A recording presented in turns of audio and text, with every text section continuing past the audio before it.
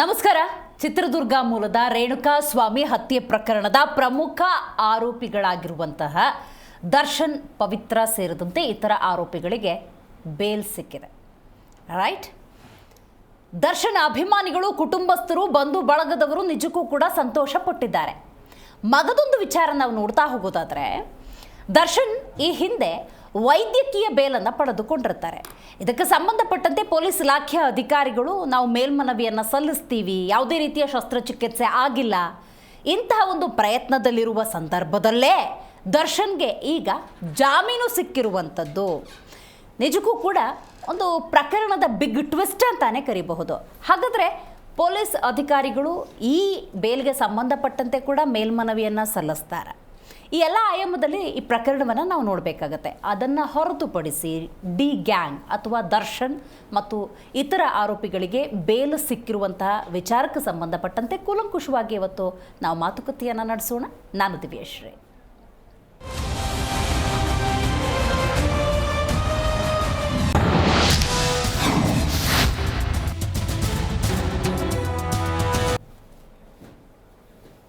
ಯಾರು ಕೂಡ ಊಹೆ ಕೂಡ ಮಾಡಿರ್ಲಿಕ್ಕೆ ಸಾಧ್ಯ ಇಲ್ಲ. ಅವತ್ತು ರೇಣುಕಾಸ್ವಾಮಿ ಅನ್ನುವಂಥ ವ್ಯಕ್ತಿಯ ಹತ್ಯೆಯಾಗಿದೆ, ಈ ಪ್ರಕರಣದಲ್ಲಿ ದರ್ಶನ್ ಭಾಗಿದಾರ, ದರ್ಶನ್ರನ್ನ ಅರೆಸ್ಟ್ ಮಾಡ್ತಾರೆ. ಇದನ್ನು ಅರಗಿಸಿಕೊಳ್ಳೋದಕ್ಕೆ ಆ ಕ್ಷಣದಲ್ಲಿ ಯಾರಿಗೂ ಕೂಡ ಆಗಿರಲಿಲ್ಲ. ಆದರೆ ಸುದೀರ್ಘ 7 ತಿಂಗಳ ಕಾಲ ದರ್ಶನ್ ಜೈಲು ವಾಸವನ್ನು ಅನುಭವಿಸಬೇಕಾಗುತ್ತೆ. ಈಗ ಹಾರ್ಡ್ಲಿ 46 ಡೇಸ್ ವೈದ್ಯಕೀಯ ಬೇಲ್ನಲ್ಲಿದ್ದರೂ ಕೂಡ ನಾವು 7 ತಿಂಗಳು ಅಂತ ಪರಿಗಣಿಸಬೇಕಾಗತ್ತೆ. ಅಂದರೆ ಜೈಲು ವಾಸ ಅಂದಾಗ ರೇಣುಕಾಸ್ವಾಮಿ ಕೊಲೆ ಪ್ರಕರಣದಲ್ಲಿ ಸದ್ಯ ದಾಸನಿಗೆ ಅಥವಾ ದರ್ಶನ್ಗೆ ಬೇಲಾಗಿದೆ. ನಟ ದರ್ಶನ್ ತಂಡಕ್ಕೆ 7 ತಿಂಗಳ ಬಳಿಕ ಸಿಕ್ಕಿರುವಂತಹ ಬಿಗ್ಗೆಸ್ಟ್ ರಿಲೀಫ್ ಇದು. ಆರೋಪಿ ದರ್ಶನ್ಗೆ ಹೈಕೋರ್ಟ್ ಜಾಮೀನನ್ನು ಮಂಜೂರು ಮಾಡಿದೆ. ದರ್ಶನ್, ಪವಿತ್ರ ಗೌಡ ಸೇರಿದಂತೆ 7 ಆರೋಪಿಗಳಿಗೆ ಬೇಲ್ ಸಿಕ್ಕಿರುವುದು. ಪವಿತ್ರ ಗೌಡ ಸೋಮವಾರ ಜೈಲಿಂದ ರಿಲೀಸ್ ಸಂಭವ ಜಾಸ್ತಿ. ದರ್ಶನ್ಗೆ ಬೇಲ್ ಸಿಗ್ತಾ ಇದ್ದಂತೆ ಅಭಿಮಾನಿಗಳು ಫುಲ್ ಖುಷಿಯಾಗ್ಬಿಟ್ಟಿದ್ದಾರೆ. ಪತ್ನಿ ವಿಜಯಲಕ್ಷ್ಮಿ ಹಾಗೆಯೇ ವಿನೇಶ್ ಭಾವನಾತ್ಮಕವಾಗಿ ಪೋಸ್ಟ್ ಕೂಡ ಹಾಕಿದ್ದಾರೆ. ದಾಸನ ಗೆಳೆಯರು ಕೂಡ ಫೋಟೋ ಹಂಚಿಕೊಂಡು ಸಂಭ್ರಮಿಸ್ತಾ ಇದ್ದಾರೆ. ನೋಡಿ, ಪ್ರಕರಣ ಅಂದ ಸಂದರ್ಭದಲ್ಲಿ ಹಲವಾರು ಆಯಾಮಗಳಲ್ಲಿ ನಾವು ನೋಡಲೇಬೇಕಾಗುತ್ತೆ. ಯಾಕಂದರೆ ಒಂದು ಸುದ್ದಿ ಅಂದಾಗ 2 ಮುಖ ಇದ್ದೇ ಇರುತ್ತೆ. ನಾವು 2 ಆಯಾಮಗಳಲ್ಲಿ ನೋಡುವಂಥ ಅನಿವಾರ್ಯ ಸ್ಥಿತಿ. ಯಾಕಂದರೆ ಅಫ್ಕೋರ್ಸ್ ನೋಡಿ, ದರ್ಶನ್ ಅಭಿಮಾನಿಗಳು ಯಾವ ರೀತಿ ಸಂಭ್ರಮಿಸ್ತಾ ಇದ್ದಾರೆ ಅಂತ. ಯಾವಾಗ ಬೇಲ್ ಅಂತ ಅನೌನ್ಸ್ ಆಯಿತೋ ಆಗಿನಿಂದಲೇ ಸಿಹಿ ಹಂಚಿ ಸಂಭ್ರಮಿಸ್ತಾ ಇದ್ದಾರೆ. ದರ್ಶನ್ ಈಗಾಗಲೇ ವೈದ್ಯಕೀಯ ಬೇಲನ್ನ ಪಡೆದುಕೊಂಡು ಹೊರಗಡೆ ಇದ್ದಾರೆ. ಅಷ್ಟರಲ್ಲೇ ದರ್ಶನ್ಗೆ ಈಗ ಜಾಮೀನು ಸಿಕ್ಕಿರೋದ್ರಿಂದಾಗಿ ನಿಜಕ್ಕೂ ಕೂಡ ಅಭಿಮಾನಿಗಳಲ್ಲಿ, ಕುಟುಂಬಸ್ಥರಲ್ಲಿ, ಬಂಧು ಬಳಗದವರಲ್ಲಿ, ಹಿತೈಷಿಗಳಲ್ಲಿ ಸಂಭ್ರಮ ಅನ್ನೋದು ಹೆಚ್ಚಾಗಿದೆ.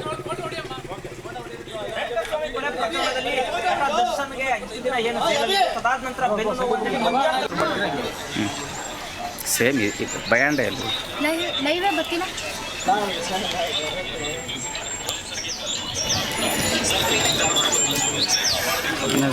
ಮನೆ ತಗೋತಾವಲ್ಲ.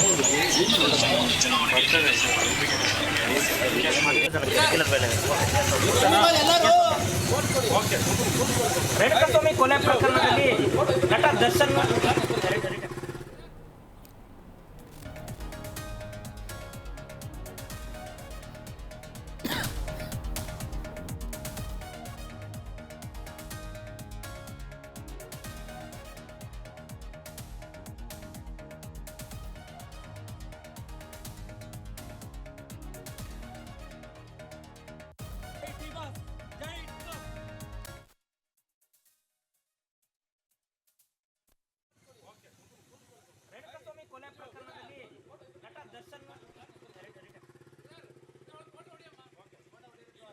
ಯಾವುದೇ ಕಾರಣಕ್ಕೆ ಸತ್ತೋದು ಅದನ್ನೆಲ್ಲ ಯಾವುದು ತೋರಿಸಿಲ್ಲ. ಇವರು ಪೊಲೀಸರಾಗಲಿ, ಇವರಾಗಲಿ, ರಾಜಕಾರಣಿಗಳಾಗಲಿ ಏನು ಇವರು ಬೇರೆದವ್ರು ತೋರಿಸ್ಲಿಲ್ಲ. ಡಿ ಬಾಸ್ ಮಾತ್ರ ಹೈಲೈಟ್ ಆಗಿ ತೋರಿಸಿದ್ರು. ಅದನ್ನು ಎಷ್ಟು ದಿನ ಜಗ್ಗಿದ್ರು ಇವರು? 6 ತಿಂಗಳು ಜಗ್ಗಿದ್ರು. ಈ ಥರ ಎಲ್ಲ ಸರಿ ಇರಲ್ಲ. ಎಲ್ಲರಿಗೂ ಒಂದೇ ಕಾನೂನು ಇರಬೇಕು. ಕರೆಕ್ಟಾ? ಅದೇ ಹೇಳೋದು. ತುಂಬ ಜನ ಸತ್ತೋದ್ರು, ಬೇರೆ ಯಾವುದೇದೋ ಕಾರಣಕ್ಕೆ ಸತ್ತೋದ್ರು. ಅದನ್ನೆಲ್ಲ ಎಲ್ಲ ತೋರಿಸಿದ್ರು ಮಾಡಿದ್ದಾರೆ. ದೇವರ ಮೊದಲಿಗೆ ಶಿಕ್ಷೆ ಕೊಡಲೇಬಹುದು. ಏನು ಮಾಡಿದ್ರೆ ಎಲ್ಲ ದೇವ್ರಿಗೆ ಬಿಟ್ಟಿದೆ ಅಷ್ಟೇ. ರಿಲೀಸ್ ಆಗಿರ್ತಾಗೆ ಏನು ಮಾಡೋಕ್ಕಾಗಲ್ಲ. ಜೈ ಡಿ ಬಾಸ್, ಜೈ ಡಿ ಬಾಸ್ ಹೇಳಿದವ್ರೆ. ಮಠ ಮಾಡಿದ್ದಾರೆ, ಎಲ್ಲ ತಪ್ಪು ಇದ್ದಿದೆಯಲ್ಲ, ಯಾರಿಗಿಲ್ಲ. ಅದು ದೇವರ ಗತ್ಲಿಗೆ ಶಿಕ್ಷೆ ಕೊಡಲೇಬೋದು ಏನು ಮಾಡುತ್ತೆ ಎಲ್ಲ ದೇವ್ರಿಗೆ ಬಿಡಿದೆ ಅಷ್ಟೇ. ರಿಲೀಸ್ ಆಗಿರ್ತಾಗೆ ಏನು ಮಾಡೋಕ್ಕಾಗಲ್ಲ. ಜೈ ಡಿ ಬಾಸ್.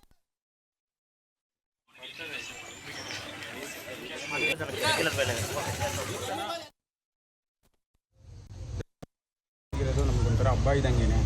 ಸೊ ಅವರು ಏನು ಲೈಕ್ ಅವ್ರು ಮಾಡಿರೋದು ತಪ್ಪಂತ ಎಲ್ಲರೂ ಹೇಳ್ತಾ ಇರ್ಬೋದು, ಬಟ್ ನಮ್ಮ ಪ್ರಕಾರ ತಪ್ಪಲ್ಲ.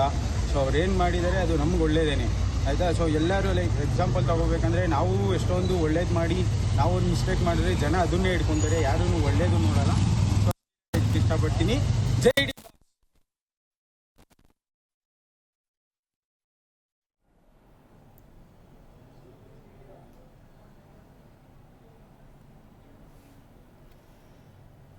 ನಟ ದರ್ಶನ್ಗೆ ಬೇಲ ಸಿಗ್ತಾ ಇದ್ದಂತೆ ನೋಡಿ ಆ ಮನೆಯ ಮುಂಭಾಗದಲ್ಲಿ ಹಾರವನ್ನು ಹಾಕಿ ಯಾವ ರೀತಿ ಸಂಭ್ರಮಿಸ್ತಾ ಇದ್ದಾರೆ ಅಭಿಮಾನಿಗಳು ಅನ್ನೋದನ್ನು ನೀವೆಲ್ಲ ಗಮನಿಸಬಹುದು. ಅಭಿಮಾನಿಗಳ ಅಭಿಮಾನಕ್ಕೆ ನಾವು ಹೀಗೆ ಅಂತ ಹೇಳೋದು ಅಸಾಧ್ಯ, ಆ ಮಟ್ಟಿಗಿನ ಅಭಿಮಾನವನ್ನು ಇಟ್ಕೊಂಡಿರ್ತಾರೆ ನೋಡಿ ಅಲ್ಲಿ ಎಷ್ಟರ ಮಟ್ಟಿಗೆ ಹಾರ ಹಾಕಿ ಸಂಭ್ರಮಿಸ್ತಾ ಇದ್ದಾರೆ. ಸೊ ಬಹಳ ಕಾತುರದಿಂದ ಕಾಯ್ತಾಯಿದ್ರು ಯಾವಾಗ ದರ್ಶನ್ ಬೇಲ್ ಪಡ್ಕೊಂಡು ಹೊರಗಡೆ ಬರಬಹುದು ಅಂಥೇಳಿ. ಆ ದಿನ ಇವತ್ತು ಸಮೀಪಿಸಿದೆ. ಇವತ್ತೊಂದು ಶುಭವಾಗಿದೆ ಅಂತಲೇ ಹೇಳ್ಬೋದು ದರ್ಶನ್ ಅಂತ ಸಂದರ್ಭದಲ್ಲಿ, ಅಥವಾ ಅವರ ಅಭಿಮಾನಿಗಳು ಕೂಡ ಭಾಳ ಕಾತುರದಿಂದ ಕಾಯ್ತಾಯಿದ್ರು. ಆ ದಿನ ಸನ್ನಿಹಿತವಾಗಿದೆ, ಅಂತೂ ಇಂತೂ ಬೇಲನ್ನು ಪಡ್ಕೊಂಡಿದ್ದಾರೆ. ಇವತ್ತು ಹನುಮದ್ ವ್ರತವನ್ನು ಮಾಡ್ತಾರೆ. ಆ ಹನುಮದ್ ವ್ರತದ ಸಂದರ್ಭದಲ್ಲಿ ಏನೋ ರಾಮನಾಮ ಹಾಡಿರೋ ರಾಮ ಬರುವನು ಅಂಥೇಳಿ ಆ ಹಾಡಿನಲ್ಲಿ ವಿಜೃಂಭಿಸಿದ ರೀತಿಯಲ್ಲೇ ಇವತ್ತು ಅವರ ಅಭಿಮಾನಿಗಳು ಕೂಡ ಸಿಹಿ ಹಂಚಿ ಹಾರ ಹಾಕಿ ಕುಣಿದು ಕುಪ್ಪಳಿಸಿದ್ದಾರೆ. ಇಂಥ ಒಂದು ಸನ್ನಿವೇಶ ಸಹಜವಾಗಿ ತಮ್ಮ ನೆಚ್ಚಿನ ನಟ ಅಂದಾಗ ಇಂಥ ಅಭಿಮಾನ ಇದ್ದೇ ಇರುತ್ತೆ. ಬಟ್ ನಾವು ಈ ಪ್ರಕರಣವನ್ನು ಹಲವಾರು ಆಯಾಮಗಳಲ್ಲಿ ನೋಡಲೇಬೇಕಾದಂಥ ಅನಿವಾರ್ಯ ಸ್ಥಿತಿ. ಕಾರಣ ನಾವು ಸಮಾಜದಲ್ಲಿದ್ದೇವೆ, ಸಂಘಜೀವಿಗಳು ನಾವು. ಯಾರಿಗೋ ಒಂದು ಸಂದರ್ಭದಲ್ಲಿ ಖುಷಿ ಆದರೆ ಮತ್ತೊಬ್ಬರಿಗೆ ನೋವು ಅನ್ನೋದಾಗ್ತಾ ಇರುತ್ತೆ, ಅಥವಾ ಇನ್ನೊಬ್ಬರಿಗೆ ಯಾರೋ ನೋವಾದಾಗ ಮಗದೊಬ್ಬರು ಸಂತೋಷವನ್ನು ಅನುಭವಿಸ್ತಾ ಇರ್ತಾರೆ. ಯಾಕಂದರೆ ಇದು ಹತ್ಯೆ ಪ್ರಕರಣ, ರೇಣುಕಾಸ್ವಾಮಿ ಹತ್ಯೆ ಪ್ರಕರಣ. ಯಾಕಂದರೆ ಹಲವಾರು ಸಂದರ್ಭದಲ್ಲಿ ವಿಮರ್ಶಕರು ಈ ಪ್ರಕರಣವನ್ನು ಉಲ್ಲೇಖ ಮಾಡಬೇಕಾದ್ರೆ ಒಂದು ವಿಚಾರವನ್ನು ಪ್ರಸ್ತಾಪ ಮಾಡ್ತಿರ್ತಾರೆ. ಏನು ಅಂತ ಹೇಳಿದ್ರೆ, ರೇಣುಕಾಸ್ವಾಮಿ ಮಾಡಿದ್ದು ಅಕ್ಷಮ್ಯ ಅಪರಾಧದ ಕೆಲಸ. ಯಾವುದೇ ಹೆಣ್ಮಕ್ಳಿಗೆ ತನ್ನ ಫೋಟೋವನ್ನು, ಅಶ್ಲೀಲ ಫೋಟೋವನ್ನು ಕಳುಹಿಸುವುದು, ಅವರನ್ನು ಪ್ರಚೋದನೆಗೆ ಒಳಪಡಿಸುವುದು ಅಕ್ಷಮ್ಯವೇ. ಅದಕ್ಕೆ ಸಿಟ್ಟು ಬಂದು ನಟ ದರ್ಶನ್ ಒಂದು ಏಟು ಹೊಡೆದ್ರು, ಆ ಸಂದರ್ಭದಲ್ಲಿ ಪ್ರಾಣ ಬಿಟ್ಟರು ಅಂದಾಗ ಸಹಿಸ್ಕೊಳ್ತಾ ಇದ್ರೇನೋ ಜನ. ಆದರೆ ಚಿತ್ರಹಿಂಸೆಯನ್ನು ಕೊಟ್ಟಿರೋದು ಉಲ್ಲೇಖವಾಗಿರೋದ್ರಿಂದಾಗಿ ಅದನ್ನು ಹಲವರು ಸಹಿಸ್ಕೊಳ್ಳಲಿಲ್ಲ. ಸೊ ಇಂಥ ಒಂದು ಸನ್ನಿವೇಶಗಳಿತ್ತು. ಇದರ ನಡುವೆ ನಟ ದರ್ಶನ್, ಆತನ ಸಹಚರರು, ಸ್ನೇಹಿತರು, ಬಳಗದವರು, ಹಿತೈಷಿಗಳು, ಅಭಿಮಾನಿಗಳು ಅಂದಾಗ ದರ್ಶನ್ ಇಂಥ ಕೃತ್ಯವನ್ನು ಮಾಡೋದಕ್ಕೆ ಸಾಧ್ಯ ಇಲ್ಲ ಅಂಥೇಳಿ ಹಲವಾರು ಮಂದಿ ಹೇಳಿದ್ರು. ಆದರೆ 3991 ಪುಟಗಳ ಚಾರ್ಜ್ ಶೀಟ್ ಸಲ್ಲಿಕೆ ಮಾಡಲಾಗಿದೆ. ಅಡಿಷ್ನಲ್ ಚಾರ್ಜ್ ಶೀಟ್ ಕೂಡ ಸಲ್ಲಿಕೆ ಮಾಡಿದ್ರು. ಯಾಕಂದರೆ ರಿಟ್ರೀವ್ ಆಯಿತು ನೋಡಿ ಡೇಟಾ, ಅದರಲ್ಲಿ ಫೋಟೋಸ್ ಒಂದಷ್ಟು ಲಭ್ಯವಾಗಿತ್ತು. ಸೊ ಆ ಎಲ್ಲ ಪ್ರಕ್ರಿಯೆಗಳು ಒಂದು ಕಡೆ ನಡೀತಾನೆ ಇದೆ. ಮಗದೊಂದು ಕಡೆ 231ಕ್ಕೂ ಹೆಚ್ಚು ಸಾಕ್ಷಿಗಳನ್ನು ಉಲ್ಲೇಖ ಮಾಡಲಾಗಿದೆ. ಸೊ ಅಂಥ ಒಂದು ಪ್ರಕರಣ ಇದು. ಅಫ್ಕೋರ್ಸ್ ರೈಟ್ ನಾವು ಅಭಿಮಾನಿಗಳು ಸಂತೋಷವನ್ನು ಪಡ್ತಾ ಇದ್ದಾರೆ. ಒಂದಂತೂ ಅರ್ಥ ಮಾಡ್ಕೋಬೇಕು, ಏನೋ ಒಂದು ಒಳ್ಳೆಯದಾದಾಗ ಹಿಗ್ಗದೆ, ಕೆಳಗೆ ಬಿದ್ದಾಗ ಕುಗ್ಗದೇ ಇದ್ದಾಗ ಖಂಡಿತವಾಗ್ಲೂ ಎಲ್ಲವೂ ಒಳ್ಳೆಯದಾಗುತ್ತೆ. ರೈಟ್ ನಾವು ರೇಣುಕಾಸ್ವಾಮಿ ಕುಟುಂಬ ಅಂದ ಸಂದರ್ಭದಲ್ಲಿ ಸಹಜವಾಗಿ ನೋವಾಗಿರ್ಬೋದು. ಅಂದರೆ ನಮಗೆ ನ್ಯಾಯ ಇನ್ಯಾವಾಗ ಸಿಗುತ್ತಾ ಇಲ್ವಾ ಅನ್ನುವಂಥ ಸಹಜ ಅನುಮಾನ ಖಂಡಿತವಾಗ್ಲೂ ಇದ್ದೇ ಇರತ್ತೆ.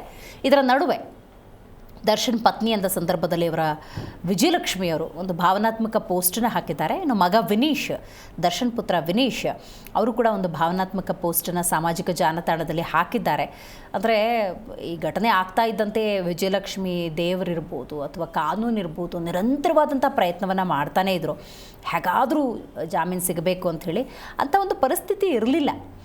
ಯಾಕಂದರೆ ಚಾರ್ಜ್ ಶೀಟು ಉಲ್ಲೇಖ ಆದಮೇಲಂತೂ, ಸಿಕ್ಕಿದ ಮೇಲಂತೂ, ಸಲ್ಲಿಕೆ ಆದಮೇಲಂತೂ ಇಟ್ ಈಸ್ ಇಂಪಾಸಿಬಲ್ ಬೇಲ್ ಅನ್ನುವಂತಹ ಸ್ಥಿತಿಯೇ ಇತ್ತು. ಆದರೂ ಕೂಡ ಈಗ ಬೇಲ್ ಸಿಕ್ಕಿರೋದು ನಿಜಕ್ಕೂ ಕೂಡ ಕುಟುಂಬಸ್ಥರಿಗೆ ಸಹಜವಾದಂಥ ಸಂತೋಷವನ್ನು ಕೊಟ್ಟಿದೆ ಅಂತ ಹೇಳಿದ್ರೆ ನಿಜಕ್ಕೂ ಕೂಡ ತಪ್ಪಾಗೋದಿಲ್ಲ. ನೋಡಿ, ಕಳೆದ ಜೂನ್ 11ರಂದು ನಟ ದರ್ಶನ್ ಬಂಧನವಾಗಿರುತ್ತೆ. ಮೈಸೂರಿನಲ್ಲಿ ಅರೆಸ್ಟ್ ಮಾಡಿರ್ತಾರೆ. ಆಮೇಲೆ ವಿಜಯಲಕ್ಷ್ಮಿ ಅವರು ಮಾಡಿದ ಪ್ರಾರ್ಥನೆಗಳೆಲ್ಲ, ಕಟ್ಟದ ಹರಕೆಗಳಿಲ್ಲ ಅಂಥೇಳಿ ಒಂದಷ್ಟು ದೇವಾಲಯಗಳನ್ನು ಸುತ್ತಿದ್ರು. ನಿರಂತರವಾಗಿ ಕಾನೂನಾತ್ಮಕ ಹೋರಾಟವನ್ನು ಮಾಡಿದ್ರು, ತಮ್ಮ ಪತಿಯನ್ನು ಹೊರಗಡೆ ತರಬೇಕು ಅಂಥೇಳಿ. ಇದರ ನಡುವೆ ಸಾಮಾಜಿಕ ಜಾಲತಾಣದಲ್ಲಿ ಪತ್ನಿ ಅಂದರೆ ಹೇಗಿರಬೇಕು, ಸತಿ ಧರ್ಮವನ್ನು ನೋಡಿ ಹೆಂಗೆ ಪಾಲನೆ ಮಾಡ್ತಿದ್ದಾರೆ ಅಂತ ವಿಜಯಲಕ್ಷ್ಮಿಯವರ ಬಗ್ಗೆ ಕೂಡ ಹಲವರು ಮಾತಾಡ್ತಾ ಇದ್ರು. ಇದರ ನಡುವೆ ಬೇಲ್ ಸಿಕ್ಕಿರೋದು ಅವರ ಅಭಿಮಾನಿಗಳಲ್ಲಿ ಖಂಡಿತವಾಗ್ಲೂ ಸಂತೋಷವನ್ನು ತಂದಿದೆ.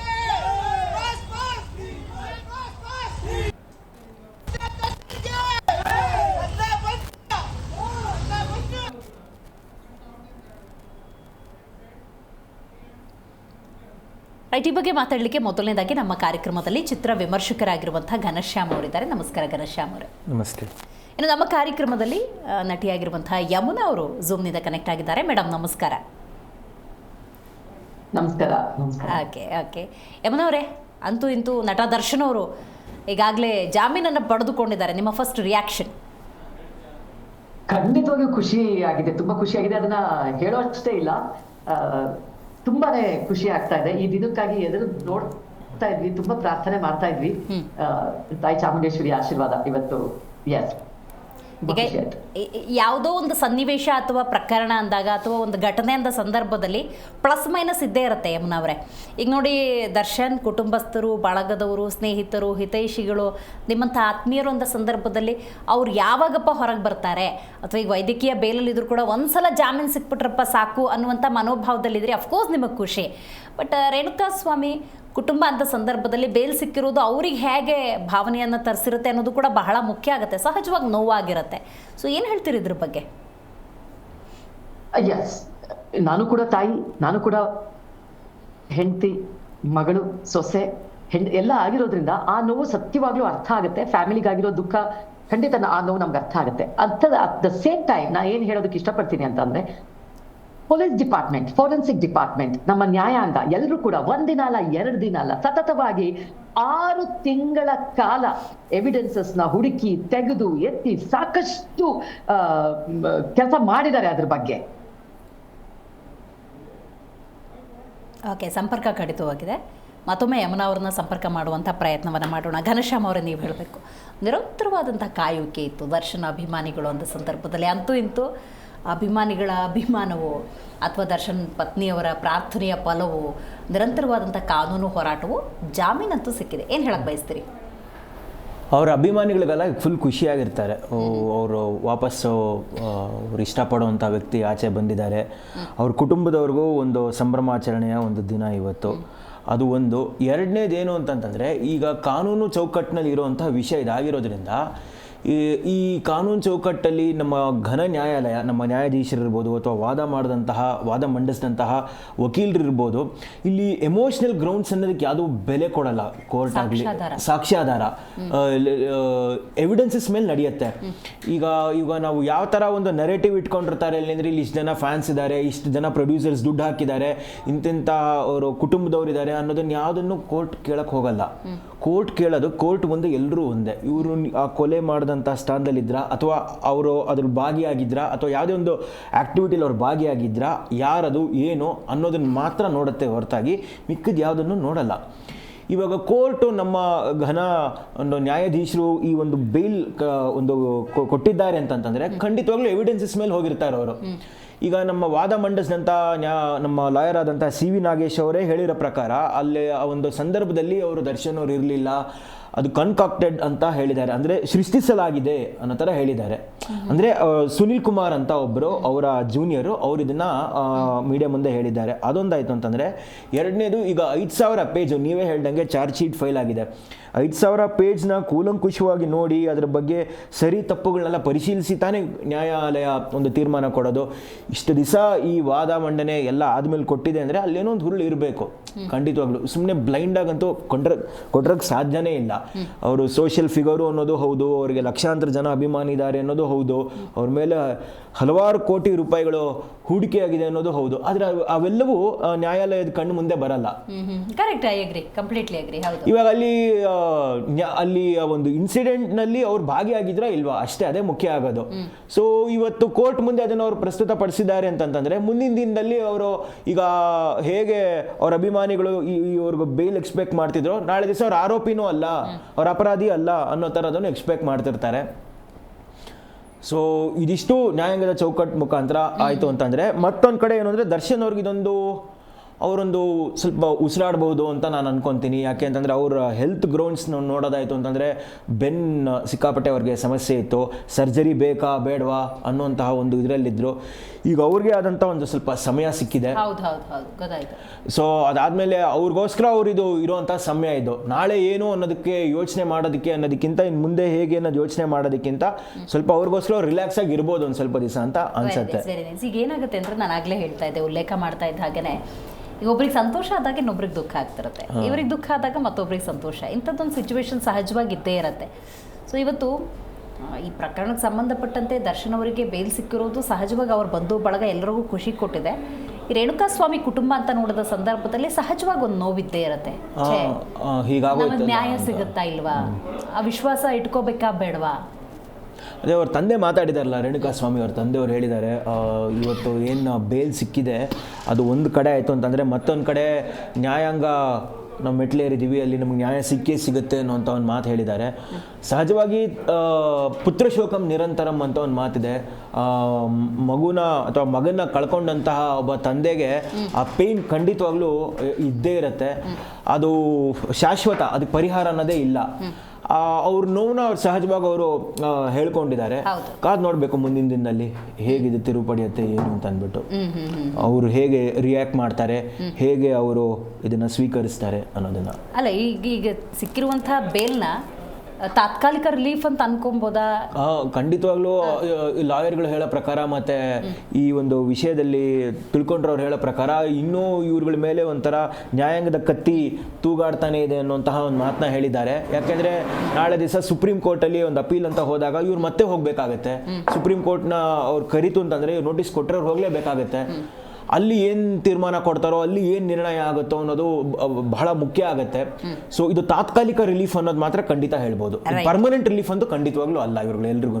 ರೈಟ್. ಯಮನವ್ರೆ, ನೀವು ಆಗ್ಲೇ ಉಲ್ಲೇಖ ಮಾಡ್ತಾ ಇದ್ರಿ, ಅಂದ್ರೆ ದಯವಿಟ್ಟು ಕ್ಷಮಿಸಿ, ನನ್ ಸ್ವಲ್ಪ ನೆಟ್ವರ್ಕ್ ಪ್ರಾಬ್ಲಮ್ ಆಗೋಯ್ತು. Okay, no problem madam. ಈಗ ಒಬ್ರಿಗೆ ಸಂತೋಷ ಅಂದಾಗ ಇನ್ನೊಬ್ರಿಗೆ ದುಃಖ ಅನ್ನುವಂತ ಸಿಚುವೇಶನ್ ಇರುತ್ತೆ. ಸೊ ಏನ್ ಹೇಳಕ್ ಬಯಸ್ತೀರಿ ಅಂತ? ಅದನ್ನೇ ಹೇಳ್ತಾ ಇದ್ದೆ. ಸೊ ದುಃಖ ಖಂಡಿತವಾಗಿಯೂ ಇದೆ. ಯಾಕಂತಂದ್ರೆ ತಪ್ಪಾದವ್ರಿಗೆ ಶಿಕ್ಷೆ ಆಗ್ಲೇಬೇಕು. ಈಗ ನಾವು ನಮ್ಮ ಮಕ್ಳಿಗೆನೆ ಪ್ರಿನ್ಸಿಪಲ್ಗೆ ನಾವೇ ಕೋಲ್ ಕೊಟ್ಟು ಬಂದಿರ್ತೀವಿ, ನನ್ನ ಮಗ ತಪ್ಪು ಮಾಡಿದ್ರೆ ಹೊಡಿರಿ ಅಂತ. ಸೊ ಹಾಗಾಗಿ ಈ ವಿಚಾರದಲ್ಲೂ ಅದನ್ನೇ ಹೇಳಕ್ ಇಷ್ಟಪಡ್ತೀನಿ ನಾನು.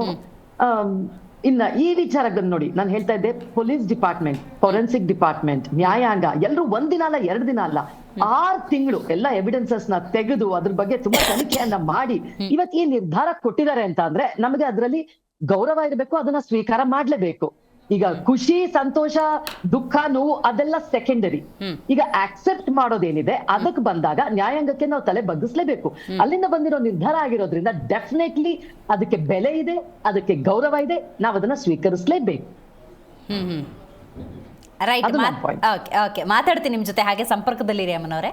ಇದೀಗ ನಮ್ಮ ಕಾರ್ಯಕ್ರಮದಲ್ಲಿ ನಿವೃತ್ತ ಪೊಲೀಸ್ ಅಧಿಕಾರಿಯಾಗಿರುವಂತಹ ಬಸವರಾಜ್ ಮಾಲಗತ್ತಿ ಸರ್ ಇದ್ದಾರೆ. ನಮಸ್ಕಾರ ಸರ್. ಒಂದು 6-7 ತಿಂಗಳು ಸರ್ ಅಭಿಮಾನಿಗಳು, ಕುಟುಂಬದವರು, ಬಂಧು ಬಳಗದವರು ಯಾವಾಗ ಬೇಲ್ ಸಿಗ್ಬೋದು ಅಂತ ಕಾಯ್ತಾ ಇದ್ರು. ಈ ರೇಣುಕಾಸ್ವಾಮಿ ಹತ್ಯೆ ಪ್ರಕರಣದಲ್ಲಿ ದರ್ಶನ್ ಅವರಿಗೆ ಬೇಲ್ ಸಿಕ್ಕಿದೆ. ಈ ಥರ 7 ಆರೋಪಿಗಳಿಗೆ ಸಿಕ್ಕಿರುವಂಥದ್ದು ಏನು ಹೇಳ್ತೀರಿ? ಫಸ್ಟ್ ರಿಯಾಕ್ಷನ್ ಇದೆ. ಖಂಡಿತ ಸ್ವಾಗತ. ಗ್ರೌಂಡ್ಸ್ ಅಲ್ಲಿ ಸಿಕ್ಕಿರುತ್ತೆ. ಖಂಡಿತ ಸ್ವಾಗತ ಮಾಡ್ತೇನೆ. ಇದು 302 ಅಂಡರ್ದಲ್ಲಿ ಅವ್ರ ಮೇಲೆ ಡೈರೆಕ್ಟ್ ಚಾರ್ಜ್ ಇಲ್ಲ. 201 ಪ್ರಕಾರ ಅವ್ರ ಮೇಲೆ ಚಾರ್ಜ್ ಇದೆ. ಓಕೆ. 201 ಅಂದ್ರೆ ಸಾಕ್ಷಿ ನಾಶಗಳನ್ನು ಮಾಡೋದು. ಸಾಕ್ಷಿ ನಾಶಗಳನ್ನು ಮಾಡೋದು ಅಂದ್ರೆ 201 ಅಂದ್ರೆ it is bailable offence. Bailable offence ಆಗಿರೋದ್ರಿಂದ ಹೈಕೋರ್ಟ್ ಜಾಮೀನು ಕೊಟ್ಟಿದೆ. ಸೊ ಆ ರೀತಿಯಿಂದ ಎಲ್ಲರಿಗೂ ಜಾಮೀನು ಸಿಕ್ಕಿದೆ. 6 ತಿಂಗಳು ಜೈಲ್ನಾಗ ಇಡ್ತಾರೆ. ಅಂಡರ್ ಟ್ರಯಲ್ ಇರುವಂಥ ಆರೋಪಿಗಳನ್ನ ಜೈಲಿನಲ್ಲಿ ಇಡಬಾರ್ದಂತ ಸುಪ್ರೀಂ ಕೋರ್ಟ್ ಆರ್ಡರ್ ಇದೆ. Chief justice of India Chandrachud ಅವರು ಹೇಳಿದ್ದಾರೆ, ಯಾವುದೇ ವ್ಯಕ್ತಿಯನ್ನ ಅನಾವಶ್ಯಕವಾಗಿ ಜೈಲಿನಲ್ಲಿ ಇಡಬಾರದು, ಅದು ಅಂಡರ್ ಟ್ರಯಲ್ ಇರುವಾಗ. ಶಿಕ್ಷೆ ಆದ್ಮೇಲೆ ಇಡ್ಲಿ, ಅವ್ರು ಬೇಕಾದಂಗೆ ಶಿಕ್ಷೆ ಆದ್ಮೇಲೆ ಇದ್ದೇ ಇರ್ತದೆ ಒಳಗಿರೋದು. ಅಂಡರ್ ಟ್ರಯಲ್ ಅಲ್ಲಿ ಹಾಕಿರ್ಬೇಕು ಒಳಗಡೆ. ಅದಕ್ಕೆ ಅವರು ಸರಿಯಾದಂತ ಕಂಡೀಷನ್ ಹಾಕಿ ಜಾಮೀನು ಕೊಟ್ಟಿದ್ದಾರೆ. ಅದನ್ನ ನಾನು ಸ್ವಾಗತ ಮಾಡ್ತೇನೆ. ಅಂದ್ರೆ ವಿಚಾರಣೆ ದಿನ ಆರೋಪಿ ಸ್ಥಾನದಲ್ಲಿ ಇದ್ದಾರೆ. ಹೌದೌದು. ಅರ್ಥ ಮಾಡಿಸಬಹುದು ಸರ್. ವಿಚಾರಣೆ ಹಂತದಲ್ಲಿರುವಾಗ ಜೈಲಿನಲ್ಲಿ ಇಡಬಾರದಂತ ಕಾನೂನು ಇದೆ. ಆ ದೃಷ್ಟಿಯಿಂದ ಜಾಮೀನು ಬಿಟ್ಟಿದ್ದಾರೆ. ಅದ್ರಲ್ಲಿ ಏನ್ ತಪ್ಪಿದೆ? ಮುಂದೆ ಏನಾಗುತ್ತೆ ಸರಿ? ಮುಂದೆ ಏನಾಗೋದಲ್ಲ, ಕೇಸು ಏನಾಗೋದಲ್ಲ ನೋಡಿ. ಇನ್ನೊಂದು 2 ವರ್ಷನಲ್ಲಿ ಎಲ್ಲ ತಕ್ಷಣ ಮುಗಿದಿಲ್ಲ. ಸುಮಾರು 200 ಸಾಕ್ಷಿಗಳನ್ನ ಅವರು ಕಲೆಕ್ಟ್ ಮಾಡಿದ್ದಾರೆ. 231 ಅವೆಲ್ಲ ಮುಗಿಬೇಕಾದ್ರೆ ಇಟ್ ವಿಲ್ ಟೇಕ್ ಅಂದರ್ 2 years. 2 years ಒಳಗೆ ಎಲ್ಲ ತಣ್ಣಗಾಗಿರ್ತದೆ. ಎಲ್ಲ ರಾಜೀವ್ ಅದು ಇದು ಏನಾದರೂ ಇನ್ಫ್ಲೂಯೆನ್ಸ್ ಮಾಡ್ತಾರೆ. ದುಡ್ಡಿನ ವ್ಯವಸ್ಥೆ ಅಂತೂ ಸಾಕಷ್ಟು ಇದೆ, ದುಡ್ಡಿರುವಂಥ ಜನ ಇದ್ದಾರೆ, ಸಾಕಷ್ಟು ಇನ್ಫ್ಲೂಯೆನ್ಸ್ ಮಾಡ್ತಾರೆ. ಕಾನೂನು ಕೇಸ್ ಆದಾಗಲೇ ಪ್ರಯತ್ನ ಮಾಡ್ತಾ ಇದ್ದಾರೆ. ಯಾರೋ 4 ಮಂದಿ ನಾವೇ ಮಾಡಿವಿ ಅಂತ ತಂದು ಹಾಜರು ಮಾಡಿದ್ರು, ಅದು 30 ಲಕ್ಷ ಕೊಟ್ಟರು, ಅದು ಇದು ಮಾಡಿ ಏನೋ ದುಡ್ಡು ಸೀಸ್ ಮಾಡಿದ್ರು. ಆವಾಗಲೇ ಪ್ರಯತ್ನ ಮಾಡಿದವರು ಈಗ ಹೊರಗೆ ಬಂದ ಮೇಲೆ ಸುಮ್ಮನೆ ಇರ್ತಾರಾ? ಖಂಡಿತವಾಗಿಯೂ ಪ್ರಯತ್ನ ಮಾಡೇ ಮಾಡ್ತಾರೆ. ಅವರು ಡೈರೆಕ್ಟ್ ಆಗಿ ಮಾಡದೇ ಇದ್ರು ಇಂಡೈರೆಕ್ಟ್ ಆಗಿ ಪ್ರಭಾವ ಬೀರ್ತಾರೆ. ಅದು ಖಂಡಿತವಾಗಿಯೂ ಅವರು ರಾಜಿ ಮಾಡ್ತಾರೆ. ಸತ್ತೋಗಿದ್ದಾನೆ, ಈ ಇದ್ದಿದ್ದು ಮಗು ನೋಡಿ, ಹೊಟ್ಟೆಯಲ್ಲಿ ಇರುವಂಥ ಮಗು ನೋಡಿ, ಅದ್ರ ಬಗ್ಗೆ ಕಾಳಜಿ ಮಾಡಿ ಅಂತ ಅವ್ರಿಗೆ ಬೇಕಾದವ್ರ ಕಡೆಯಿಂದ ಹೇಳಿಸಿ ಅದನ್ನ ದುಡ್ಡು ಗಿಡ್ಡು ಕೊಟ್ಟು ರಾಜಿ ಮಾಡಿಸ್ತಾರೆ. ರಾಜಿ ಮಾಡಿಸಿ ಯಾವ ಸಾಕ್ಷ್ಯಗಳನ್ನ ಹೇಳಾರ್ದಂಗೆ ವ್ಯವಸ್ಥೆ ಮಾಡ್ತಾರೆ. ಗೊತ್ತಾಯ್ತು. ಹೀಗಾಗಿ ಕೇಸನ್ನ ಮುಂದೆ ಖಂಡಿತವಾಗಿಯೂ ಇದು ಬಿಡುಗಡೆ ಆಗೋದೇ. ನಾನು ಈಗಲೇ ಹೇಳ್ತೇನೆ, ಖಂಡಿತವಾಗಿಯೂ ಬಿಡುಗಡೆ ಆಗೋದೇ. ಅವತ್ತು ಹೇಳಿದ್ದೇನೆ, ಈಗೂ ಹೇಳ್ತೇನೆ, ಮುಂದೂ ಹೇಳ್ತೇನೆ. ಇದರಲ್ಲಿ ಏನು ಪ್ರಶ್ನೆನೇ ಇಲ್ಲ. ಸುಪ್ರೀಂ ಕೋರ್ಟ್ ನಲ್ಲಿ ಏನು ಆಗೋದಿಲ್ಲ. ಸುಪ್ರೀಂ ಕೋರ್ಟ್ ಅಪೀಲ್ ಮಾಡೋದು ಅವನೇನು ಟೆನ್ಷನ್ ಆಗಿಲ್ಲ. ನೀವೆಲ್ಲ ಮೀಡಿಯಾದವ್ರು ಸೇರಿ ಟೆನ್ಷನ್ ಮಾಡ್ತಾ ಇದ್ರಿ. ಅಷ್ಟೇ. ಯಾವ ಟೆನ್ಷನ್ ಇದೆ ಅವನಿಗೆ? ಏನ್ರಿ, ಒಬ್ಬ ಮರ್ಡರ್ ಮಾಡಿದ್ರೆ ಇಡೀ ರಾಜ್ಯದಲ್ಲಿ ಯಾರು ಮರ್ಡರ್ ಮಾಡೇ ಇಲ್ವಾ? ಯಾವ ಕೇಸ್ ಆಗೇ ಇಲ್ವಾ? ಯಾರು ಜೈಲಿಗೆ ಹೋಗೇ ಇಲ್ವಾ? ಏನು ಇಷ್ಟೊಂದು ಬೆನ್ನ ಹತ್ತಾರೆ ಮೀಡಿಯಾದವ್ರು ಅವನಿಗೆ ಒಳಗಿಡಬೇಕು. ಏನು ಒಳಗಿಡಬೇಕು? ಯಾಕೆ ಒಳಗೆ ಬರಬಾರ್ದು? ಕಾನೂನು ಪ್ರಕಾರ ಯಾಕೆ ಹೊರಗೆ ಬರಬಾರ್ದು? ಅವನು ಏನು ತಪ್ಪು? ಅಂಥದ್ದೇನು ತಪ್ಪಿದೆ? ಕೊಲೆ ಮಾಡಿದ್ರೆ ಜೈಲಿಗೆ ಶಿಕ್ಷೆ ಆಗ್ತದೆ, ಜೈಲಿನಾಗ ಇರ್ತಾನೆ. ಅಂಡರ್ ಟ್ರಯಲ್ದಲ್ಲಿ ಯಾಕೆ ನೀವು ಇನ್ಸಿಸ್ಟ್ ಮಾಡ್ತೀರಿ ಒಳಗಿಡ್ರಿ ಅಂತ? ತಪ್ಪು ಮಾಡಿ ಸಾಬೀತಾಗಿ ಸಾಬೀತಾದ ಮೇಲೆ ಖಂಡಿತವಾಗಿ ಜೈಲಿಗೆ ಹೋಗ್ತಾನೆ. ಅವಾಗ ನೀವು ಸಪೋರ್ಟ್ ಮಾಡಿ. ಈಗ ಅನಾವಶ್ಯಕವಾಗಿ ಜೈಲಿನಾಗ ಬಿಟ್ಟರು ಹೊರಗೆ ಬರ್ತಾ ಇದ್ದಾನೆ, ಅವಾಗ ಆಪರೇಷನ್ ಮಾಡಿದ್ರು, ಆ ನೆಪ ಹೇಳಿದ್ರು, ಈ ನೆಪ ಹೇಳಿದ್ರು, ಏನೇನೋ ಕತೆ ಕಟ್ತಾರೆ. ಯಾಕೆ ಇಷ್ಟೊಂದು ಬೆನ್ನು ಹತ್ತಿದಾರೆ ನನಗೂ ಅರ್ಥ ಆಗ್ತಾ ಇಲ್ಲ. ಹಂಗಾದ್ರೆ ಸಮಾಜದಲ್ಲಿ ಯಾರು ಏನ್ ಮಾಡಿದ್ರು ಬೇಕಾದ್ರೂ ಹೊರಗೆ ಬರಬಹುದು ಅನ್ನೋ ಬಲಾಢ್ಯರಿಗೆ ಯಾವ ಕಾನೂನು ಇಲ್ರಿ. ನಾ ಮೊದಲಿಂದ ಹೇಳ್ತಾ ಇದ್ದೇನೆ, ಬಲಾಢ್ಯರಿಗೆ ಯಾವ ಕಾನೂನು ಇಲ್ಲ. ಬಲಾಢ್ಯರು ಹೇಳ್ತೀರಿ ಅಂದ್ರೆ ಸರ್ ಹೆಂಗಿದು? ಹೌದು ಅಲ್ಲ, ಹ್ಯಾಂಗೋ ಹಿಂಗೋ ಅಂದ್ರೆ ನಾಕೇನಿದೆ, ಯಾರು ಬಲಾಢ್ಯರು ಇರ್ತಾರೆ ಅವ್ರಿಗೆ ಕಾನೂನು ಅಪ್ಲೈ ಆಗೋದಿಲ್ಲ. ಏನೋ 1%, 2% ಆಗ್ತದೆ, ಉಳಿದ 98% ಅವ್ರಿಗೆಲ್ಲ ದ್ವಾರಗಳು ಓಪನ್ ಇರ್ತವೆ. ಬಲಾಢ್ಯರಿಗೆ ಹಣದ ಬಲಾಢ್ಯ ಇರಬಹುದು, ಜಾತಿ ಬಲಾಢ್ಯ ಇರಬಹುದು, ಇನ್ಫ್ಲೂಯೆನ್ಸ್ ಇರಬಹುದು, ಯಾವುದೇ ಇರಬಹುದು, ಪ್ರಭಾವದಿಂದ ಅವರು ಹೊರಗೆ ಬರಲಿಕ್ಕೆ ಸಾಕಷ್ಟು ದಾರಿಗಳಿದ್ದಾವೆ. ಅದೇ ಪಾಪದ ಜನರು, ಬಡವರು, ನಿರ್ಗತಿಕರು, ನಿರ್ಲಕ್ಷ್ಯದಿರುವಂಥ ಜನಗಳು, ಅವ್ರಿಗೆ ಕಾನೂನು, ಪೊಲೀಸು, ಕಚೇರಿ, ಕೋರ್ಟು ಎಲ್ಲರೂ ಇಲ್ಲ, ಒಂದು ಪೈಸೆ ಬೀಳಾರ್ದಂಗೆ ಅವ್ರಿಗೆ ಮುಲಾಜಿಲ್ದೇ ಶಿಕ್ಷೆಯನ್ನು ಮಾಡ್ತದೆ. Right sir. ಈಗ ವೈದ್ಯಕೀಯ ಬೇಲ್ನ ಪಡ್ಕೊಂಡ್ರಲ್ವಾ, ಈಗ ಒಂದು 46 ಡೇಸ್ದು ಅವಕಾಶ ಸಿಕ್ತು. ಆ ಸಂದರ್ಭದಲ್ಲಿ ಪೊಲೀಸ್ ಇಲಾಖೆಯವರು ನಾವು ಮೇಲ್ಮನವಿ ಸಲ್ಲಿಸ್ತೀವಿ, ಇದನ್ನು ಪ್ರಶ್ನೆ ಮಾಡ್ತೀವಿ ಅಂದರು. ಈಗ ಈ ಜಾಮೀನು ಸಿಕ್ಕಿರೋದ್ರಿಂದಾಗಿ ಇದನ್ನು ಪ್ರಶ್ನೆ ಮಾಡೋಕೆ ಅವಕಾಶ ಇರುತ್ತೆ ಪೊಲೀಸ್ನವ್ರಿಗೆ. ಅಂದರೆ ಪ್ರೋಸೆಸ್ ಹೆಂಗಿರುತ್ತೆ? ಮಾಡಬಹುದು. Against this order they can appeal to the supreme court. ಹೌದಾ? ಹೋಗಬಹುದು. ಅಂದ್ರೆ ಯಾವ ಕಾರಣವನ್ನು ಕೊಡಬಹುದು ಅಂತ ಹೇಳಿ, ಯಾಕಂದ್ರೆ ಸುಪ್ರೀಮೇ ಏನ್ ಹೇಳಿದೆ ಅಂತ ನೀವು ಉಲ್ಲೇಖ ಮಾಡಿದ್ರಿ. ಈಗ ಜಸ್ಟ್ ವಿಚಾರಣೆ ಹೇಳ್ತೇನೆ, ಸುಪ್ರೀಂ ಕೋರ್ಟ್ ನಲ್ಲೂ ಸಕ್ಸಸ್ ಆಗೋದಲ್ಲ, ಅಲ್ಲಿನೂ ಜಾಮೀನು ಬಿಡ್ತಾರೆ, ಖಂಡಿತವಾಗಿ ಬಿಡ್ತಾರೆ. ಈಗ ನೋಡಿ, ಅಲ್ಲು ಅರ್ಜುನ್ಗೆ ಬಿಡ್ಲಿಲ್ವಾ ಜಾಮೀನು? ಮಧ್ಯಂತರ ಹೈಕೋರ್ಟ್ ಸಿಕ್ತಲ್ಲ. ಯಾಕೆ ಇವರು ಸೆಲೆಬ್ರಿಟಿಗಳಿಗೆ ನಮ್ಮ ಪೊಲೀಸರು ಇದು ಇಷ್ಟೊಂದು ಯಾಕೆ ನೀವು ಇಂಪಾರ್ಟೆನ್ಸ್ ಕೊಡ್ತಿರೋ, ಯಾಕೆ ಇಷ್ಟೊಂದು ಜೈಲಿನಾಗ ಇಡಬೇಕನ್ನೋ ಆಸೆನೋ, ಏನು ಹೊಟ್ಟೆ ಉರಿನೋ ಹೊಟ್ಟೆ ಕಿಚ್ಚೋ ನನಗೆ ಅರ್ಥ ಆಗ್ತಾ ಇಲ್ಲ. ಅವ್ರ ಪಾಡಿಗೆ ಅವ್ರು ಬಿಡ್ರಿ, ಅವ್ರು ಮಾಡ್ತಾರೆ, ಸಿನಿಮಾ ಮಾಡ್ತಾರೆ, ನೋಡೋರಿದ್ದಾರೆ, ಲಕ್ಷಾಂತರ ಜನ ಇದು ಹೆಮ್ಮೆ ಪಡ್ತಾ ಇದ್ದಾರೆ, ಹೊರಗೆ ಬಂದಿದ್ದು ಸಂತೋಷ ಪಡ್ತಾ ಇದ್ದಾರೆ. ಅವ್ರದ್ದೇನು ನಿಮಗೆ ಇದನ್ನ ಅನಿಸೋದಿಲ್ವಾ? ಟಿವಿ ಅವ್ರಿಗೆ ಆ ಜನರದೇನು ಪ್ರಭಾವ ಬೀರೋದಿಲ್ಲ ನಿಮಗೆ? ಬರೀ ಅವ್ನು ಒಬ್ಬಂದೇ ಬೀರ್ತದ? ಅವು ಮಾಡಿರ್ಬೋದು, ಬಿಟ್ಟಿರ್ಬೋದು. ಮಾಡಿದಾನಂತ ಪೊಲೀಸರು ಚಾರ್ಜ್ ಶೀಟ್ ಹಾಕಿದ್ದಾರೆ, ಅದು ಪ್ರೂವ್ ಆಗಲಿ ಕೋರ್ಟ್ನಾಗೆ, ಶಿಕ್ಷೆ ಆದ್ರ ಮೇಲೆ ಜೈಲಿಗೆ ಹೋಗ್ತಾನೆ. ರೈಟ್ ಮಾತಾಡ್ತೀನಿ. ಯಮುನಾ ಅವರೇ, ಬೇಲ್ ಸಿಕ್ಕಿರೋದು ಅವರ ಅಭಿಮಾನಿಗಳಿಗೆ, ಬಂಧು ಬಳಗದವರಿಗೆ, ಪ್ರತಿಯೊಬ್ಬರಿಗೂ ಕೂಡ ಸಂತೋಷ. ಓಕೆ, ಸಂಪರ್ಕ ಸಾಧ್ಯ ಆಗ್ತಾ ಇಲ್ಲ. ಘನಶ್ಯಾಮ್ ಅವರೇ, ನೀವು ಗಮನಿಸಿದ್ರಿ, ಅಭಿಮಾನಿ ಬಂಧು ಬಳಗ ಅಂದಾಗ ತೀರಾ ಸಹಜ ಸಂತೋಷ ಆಗುವಂಥದ್ದು. ಬಟ್ ನಾವು ನೋಡ್ತಾ ಇದ್ದಾಗೆ ಕಾನೂನಾತ್ಮಕವಾಗಿ ನೋಡೋದಾದರೆ ಮತ್ತು ಈ ಸಮಾಜ ಅಂತ ನೋಡೋದಾದರೆ, ಆದರೆ ಏನು ಬೇಕಾದರೂ ಮಾಡ್ಬೋದು. ಕಾನೂನು ಕುಣಿಕೆ ಒಳಗೆ ಸಿಕ್ಕಾಕೊಂಡ್ರೂ ಕೂಡ ನಮ್ಗೆ ಹೊರ ಬರೋದಕ್ಕೆ ಇದೇ ಕಾನೂನಲ್ಲಿ ಅವಕಾಶ ಇದೆ ಅನ್ನುವಂಥ ಸಂದೇಶ ಹೋಗಿದೆ ಅಂತ ಅನಿಸೋದಿಲ್ವಾ? ಈಗ ಸರ್ ಹೇಳ್ದಂಗೆ ಇವಾಗ ಎಷ್ಟೊಂದು ಜನ ಕೊಲೆ ಮಾಡಿರ್ತಾರೆ, ಎಷ್ಟೋ ಜನ ಇವತ್ತು ತೊಂದರೆ ಅಂತ ಹೋಗಿರ್ತಾರೆ ಒಳಗಡೆ. ಅವ್ರ ಆರೋಪಿಗಳು, ಅಪರಾಧಿಗಳು ಇನ್ನೂ ಗೊತ್ತಿರಲ್ಲ, ನಡೀತಿರುತ್ತೆ. ನಾವು ಈಗ ಇವರು ಸೋಷಿಯಲ್ ಫಿಗರ್ ಅನ್ನೋದ್ರಿಂದ ಇವ್ರ ಮೇಲೆ ಈ ಒಂದು ಮ್ಯಾಗ್ನಿಫೈಯಿಂಗ್ ಲೆನ್ಸ್ ಬಿದ್ದಿದೆ, ಎಲ್ಲರ ಕಣ್ಣು ಬಿದ್ದಿದೆ. ಸೊ ಇವಾಗ ಇವರು ಹೊರಗಡೆ ಬಂದಿದ್ದಾರೆ, ಅದು ಕರೆಕ್ಟು. ಬಟ್ ನಿರಪರಾಧಿ, ಇವ್ರದ್ದೇನು ತಪ್ಪೇ ಇಲ್ಲ, ಇವ್ರೇನು ಅಪರಾಧನೆ ಮಾಡಿಲ್ಲ, ಕ್ಲೀನ್ ಚೀಟ್ ಅಂತ ಇನ್ನೂ ಹೇಳಿಲ್ವಲ್ಲ, ಇನ್ನೂ ಅದನ್ನೇನೋ ಹೇಳಿಲ್ಲ, ಪ್ರೂವ್ ಆಗಿಲ್ಲ. ಸೊ ಅಲ್ಲಿವರೆಗೂ ನಾವು ಕಾದು ನೋಡಬೇಕು. ಫ್ಯಾನ್ಸ್ಗೆ ಎಲ್ಲರಿಗೂ ಏನಾಗಿದೆ ಅಂತಂದ್ರೆ, ಸದ್ಯಕ್ಕೆ ಇವಾಗ ಬೇಲ್ ಸಿಕ್ಕಿದೆ, ಅವರು ನಿರಪರಾಧಿ ಅಂತ ಪ್ರೂವ್ ಮಾಡುವಂತಹ ಒಂದು ಎಲ್ಲ ಸಾಧ್ಯತೆಗಳು ಇದೆ, ಹೊರಗಡೆ ಬರುತ್ತೆ ಅಂತ ಅವ್ರಿಗೊಂದು ಪಾಸಿಟಿವ್ ಸೈನ್ ಸಿಕ್ಕಿದೆ. ಸೊ ಅವ್ರು ಅದನ್ನ ಸೆಲೆಬ್ರೇಟ್ ಮಾಡ್ತಿದ್ದಾರೆ. ಅಫ್ಕೋರ್ಸ್ ಫ್ಯಾನ್ಸ್ಗಳಿಗೆ ಆಕ್ಟರ್ಗಳು ಏನೇ ಮಾಡಿದ್ರು, ಅವ್ರು ಇಷ್ಟಪಡೋ ಹೀರೋಗಳು ಏನೇ ಮಾಡಿದ್ರು, ಅವರು ಅದನ್ನ ಬೆಂಬಲಿಸ್ತಾರೆ. ಅವರು ಖಂಡಿತವಾಗ್ಲೂ ತಪ್ಪು ಮಾಡಿದ್ರೆ ಬೆಂಬಲಿಸ್ತಾರೆ ನಾನು ಹೇಳ್ತಿಲ್ಲ. ಅವ್ರು ಪ್ರತಿಯೊಂದು ಹೆಜ್ಜೆನೂ ಅವ್ರು ಇಷ್ಟಪಡ್ತಾರೆ, ಬೆಂಬಲಿಸ್ತಾರೆ. ನಮ್ಮ ಅಣ್ಣ ಹೀಗೆ ಮಾಡಿದ್ರು ಅಂತ. ಇವಾಗ ಉದಾಹರಣೆಗೆ ನೋಡಿ, ಅವರು ಸಿನಿಮಾಗಳು ಒಂದು 5-6 ಸಿನಿಮಾ ಬಿಡುಗಡೆ ಆದವು ಅವರು ಜೈಲಿನಲ್ಲಿ ಇದ್ದಂತಹ ಸಂದರ್ಭದಲ್ಲಿ. 5-6 ಸಿನಿಮಾನು ಹೆಂಗೆ ಕೊಂಡಾಡಿದ್ರು, ಹೊಸ ಸಿನಿಮಾ ಥರ ಅದನ್ನ ಸೆಲೆಬ್ರೇಟ್ ಮಾಡಿದ್ರು. ಹೌದು, ದರ್ಶನ್ ಅವ್ರ ಹೊಸ ಸಿನಿಮಾನೇ ಬಂದ್ಬಿಟ್ಟಿದೆ ಅನ್ನೋ ಥರ. ಆಮೇಲೆ ಪ್ರತಿ ಸರ್ತಿನೂ ಅವ್ರು ಎಲ್ಲ ಕಡೆ ಹೇಳಿದ್ದೇ ಒಂದು, ಅವ್ರು ನಿರಪರಾಧಿ ಅಂತ ಪ್ರೂವ್ ಆಗ್ತಾರೆ, ಬರ್ತಾರೆ, ಅವ್ರ ಅಣ್ಣ ಒಳ್ಳೆಯವರು, ಏನೂ ಇದಾಗಲಿಲ್ಲ ಅಂತ ದೃಢವಾದ ನಂಬಿಕೆ ಇತ್ತು ಫ್ಯಾನ್ಸ್ಗಳಿಗೆ. ಯಾಕೆ ಅಂತಂದರೆ ಅಂಥ ಒಂದು ಇಮೇಜು, ದರ್ಶನ್ ಅಭಿಮಾನದ ಚಾಲೆಂಜಿಂಗ್ ಸ್ಟಾರ್ ಅನ್ನೋ ಇಮೇಜು ಜನಗಳಿಗೆ ಅವ್ರ ಮನಸ್ಸಿನಲ್ಲಿ ಅವರು ಅಚ್ಚೊತ್ತುಪಟ್ಟಿರುತ್ತೆ. ಅದನ್ನ ನಾವು ಖಂಡಿತವಾಗಿ ಏನೇ ಮಾಡಿದ್ರು ಕಿತ್ತಾಕಕ್ಕೆ ಸಾಧ್ಯನೇ ಇಲ್ಲ. ಓಕೆ ಯಮುನವರೇ, ಬಹಳಷ್ಟು ವಿಚಾರಗಳನ್ನ ಚರ್ಚೆ ಮಾಡ್ತಾ ಇದ್ದೀವಿ. ಇದರ ನಡುವೆ ಸಮಾಜ ಅಂತ ಆ ದೃಷ್ಟಿಯಿಂದ ನಾವು ನೋಡ್ತಾ ಹೋಗೋದಂದ್ರೆ ಸಹಜವಾಗಿ ಏನಾಗುತ್ತೆ ಅಂದರೆ, ತಪ್ಪು ಮಾಡಿದವರು ಏನೇ ಇದ್ರೂ ಕೂಡ ತಪ್ಪ ಮಾಡಿದಾರ ಇಲ್ವಾ ಅನ್ನೋದು ನ್ಯಾಯಾಲಯದಿಂದಲೇ ಗೊತ್ತಾಗಬೇಕು. ಅದು ಸೆಕೆಂಡ್ರಿ, ಅಲ್ಲಿಗೆ ಬರೋಣ ನಾವು.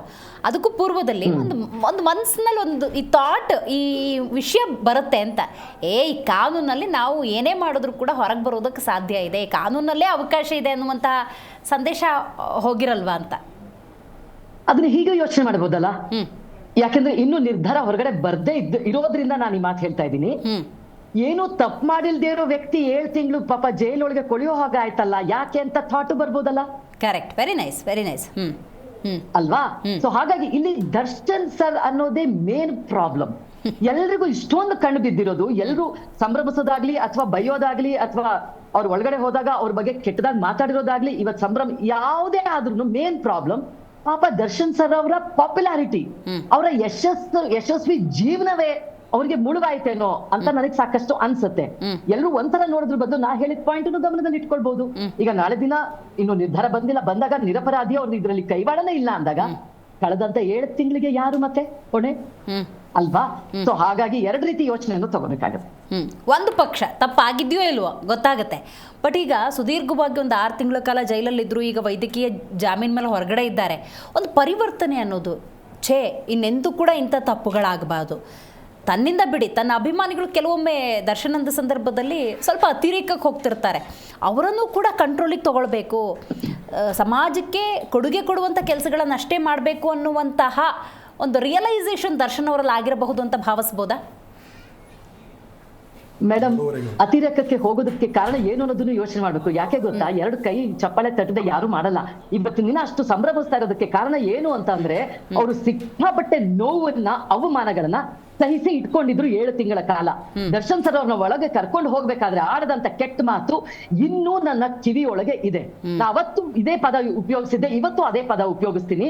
ನಮ್ಮ ದೇಶದಲ್ಲಿರುವಂತ ಸೈನಿಕರನ್ನ ಕೊಂದು ಹಾಕದಂತ ಉಗ್ರಗಾಮಿಗಳಿಗೂ ಉಪಯೋಗಿಸದೇ ಇರುವಂತ ಕೆಟ್ಟ ಪದಗಳನ್ನ ದರ್ಶನ್ ಸರ್ ಮೇಲೆ ಉಪಯೋಗಿಸಲಾಯ್ತು ಅವತ್ತಿನ ದಿನ. ಸೊ ಹಾಗಾಗಿ ಇವತ್ತು ಸಂಭ್ರಮಿಸ್ತಾ ಇದ್ದಾರೆ, ಇವತ್ತು ಅತಿರೇಕಕ್ಕೆ ಹೋಗ್ತಾ ಇದ್ದಾರೆ ಅಂತ ಅಂದ್ರೆ ಯಾರು ಹೊಣೆ? ಸೊ ಹಾಗಾಗಿ ಇದೆಲ್ಲದನ್ನು ಗಮನದಲ್ಲಿ, ಎಲ್ಲದಕ್ಕೂ 2 ಮುಖ ಇರುತ್ತೆ ಮೇಡಮ್. ಪ್ರತಿಯೊಂದು ನಾಣ್ಯಕ್ಕೂ 2 ಮುಖ ಇರುತ್ತೆ.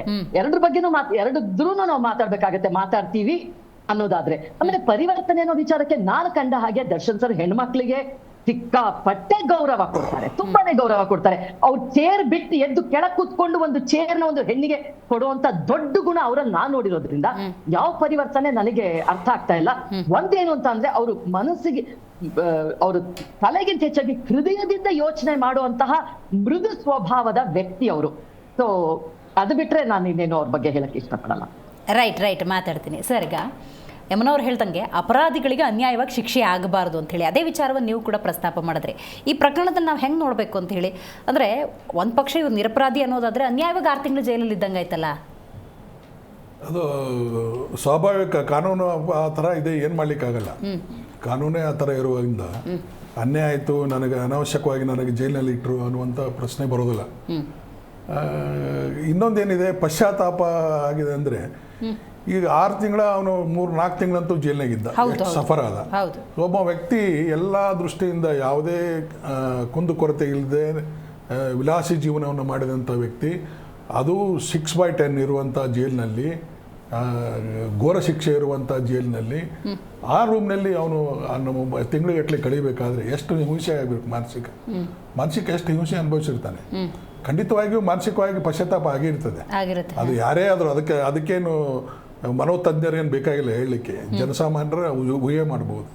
ಅಂತ ಅಲೂಫಾಗಿರುವಂಥ ಒಬ್ಬ ವ್ಯಕ್ತಿಗೆ ಅಲೂಫಾಗಿಟ್ರೆ, ಸಾರ್ವಜನಿಕ ಫಿಗರನ್ನು ಅಲೂಫಾಗಿಟ್ರೆ, ಅಲ್ಲಿ ಯಾರೂ ಹೋಗಿ ಮುಟ್ಟುವಂಗಿಲ್ಲ, ಯಾರೂ ಬರುವಂಗಿಲ್ಲ, ಪೊಲೀಸರು ಕಿರಿಕಿರಿ, ಅವನು ಹೋಗುವಂಗಿಲ್ಲ, ಇವನು ಹೋಗುವಂಗಿಲ್ಲ, ಊಟ ಕೊಡುವಂಗಿಲ್ಲ, ಅದು ಇಲ್ಲ. ಏನು 108 ಕಿರಿಕಿರಿ ಮಾಡಿದ್ದಾರೆ. ಈ ನಮ್ಮ ಜೈಲ್ ಪೊಲೀಸರಂತೂ ಭಯಂಕರ ಪರಿವರ್ತನೆ ಆಗಿಬಿಟ್ರೆ ಅವರೇ. ಅವರು ಭಯಂಕರ ಕಾನೂನನ್ನು ಇವ್ರ ಮೇಲೆ ಪಾಲನೆ ಮಾಡಿದ್ರು. ಈಗ ಹೋಗಿ ನೋಡಿ ಪರಪ್ಪರ ಅಪರಾಧದಲ್ಲಿ ಎಲ್ಲ ನಡೀತಾ ಇದೆ ಈಗ. ಆ ಹೊರಗೆ ಬಂದ ಕೂಡ ಎಲ್ಲ ನಡೀತಾ ಇದೆ. ಇನ್ನೊಮ್ಮೆ ಖಂಡಿತ ರೇಡ್ ಮಾಡ್ರಿ, ಮತ್ತೊಂದು 50 ಸಾಮಾನು ಸಿಗ್ತಾವೆ. ಆದ್ರೆ ಇವ್ ದುರದೃಷ್ಟ ಇವನ್ ಬಗ್ಗೆ. ಆದ್ರೆ ನಿಮ್ಮವರು ಟಿವಿಯವರು ಹಂಗೆ ಹೇಳಿದ್ರು, ಅವನ ಅಮಾಯಕ ಮುಗ್ಧ, ಅವನಿಗೆ ಕೊಲೆ ಮಾಡಿದ್ರು. ಅಮಾಯಕ ಏನ್ರಿ ಮುಗ್ಧ? ಅವನು ಸಾಮಾನು ಫೋಟೋವನ್ನ ಒಂದು 200 ಹೆಂಗಸರಿಗೆ ಹುಡುಗರಿಗೆ ಕಳಿಸ್ತಾನೆ. ಅವನೇನು ಅಮಾಯಕನ? ಅದರ್ಥ ನಾ ಕೊಲೆ ಮಾಡ ಅಂತ ಹೇಳೋದಿಲ್ಲ. ಕಾನೂನು ಎಲ್ಲದಕ್ಕೂ ಇರ್ತದೆ, ಅದಕ್ಕೂ ಕಾನೂನು ಕ್ರಮ ತಗೋಬೇಕಾಗಿತ್ತು. ಇವರು ದುಡುಕಿ ಬಿಟ್ಟಿದ್ದಾರೆ, ಅದ್ರದ್ದು ಅನುಭವಿಸ್ತಾ ಇದ್ದಾರೆ ಅಲ್ವಾ? ಅದು ಅನುಭವಿಸ್ತಾ ಇದ್ದಾರೆ. ಆದ್ರೆ ನೀವು ಮೀಡಿಯಾಕ್ಕೆ ಬೈದಿದ್ದಾನೆ ಅಂತ ತಿಳ್ಕೊಂಡು ಅವ್ನಿಗೆ ಹಿಗ್ಗ ಮುಗ್ಗ ತಿರುವಿ 4 ತಿಂಗಳಿಂದ ಹಾಕೊಂಡು ಗುದ್ದಿದ್ರೆ ಏನ್ ಮಾಡ್ತಾನೆ? ಬೆಳು ತೋರಿಸ್ತಾನೆ, ಇನ್ನೂ ಏನೋ ತೋರಿಸ್ತಾನೆ. ಡೆಸ್ಪರೇಟ್ ಆಗ್ತಾನ್ರಿ ಮನುಷ್ಯ ಅನ್ನೋದು. ಅವನಿಗೂ ಸ್ವಲ್ಪ ಮಿತಿ ಇರ್ತದೆ, ಕುತ್ಕೋ ಇರುವ ತಡ್ಕೋತಾನೆ. ಇನ್ನೂವರೆಗೆ ನೀವು ಹಂಗ ತಿವಿತಾ ಇದ್ರೆ ನಮ್ಮ ಮಾತಾಡೋರಿಗೆ ಬೇಜಾರಾಗ್ತದೆ. ಬೆಳಗ್ಗೆ ಎದ್ರು ದರ್ಶನ, ರಾತ್ರಿ 24 ಗಂಟೆ ದರ್ಶನ ಕೇಳಿದ್ರು ಜನ ಉಗಿತಾರೆ.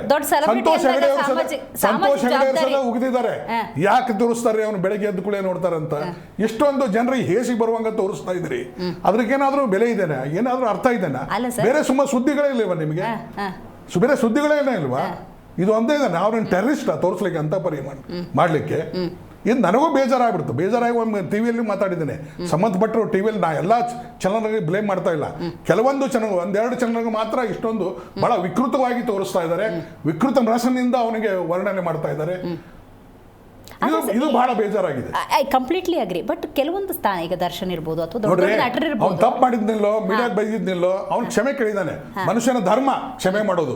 ಅವ್ನು ಮನುಷ್ಯನಾಗಿದ್ರೆ ಅವ್ರು ಕ್ಷಮೆ ಮಾಡಬೇಕಿತ್ತು. ಕ್ಷಮೆ ಬಿಟ್ಟುಕೊಟ್ಟು ಇನ್ನೂ ಕ್ಷಮೆ ಕೇಳಿದ್ರು ಹಂಗ ಹಾಕೊಂಡು ತಿಕ್ತಾರ ಅಂದ್ರೆ ಹೇಗೆ? ಏನ್ ಮಾಡ್ಬೇಕು ಅವನು?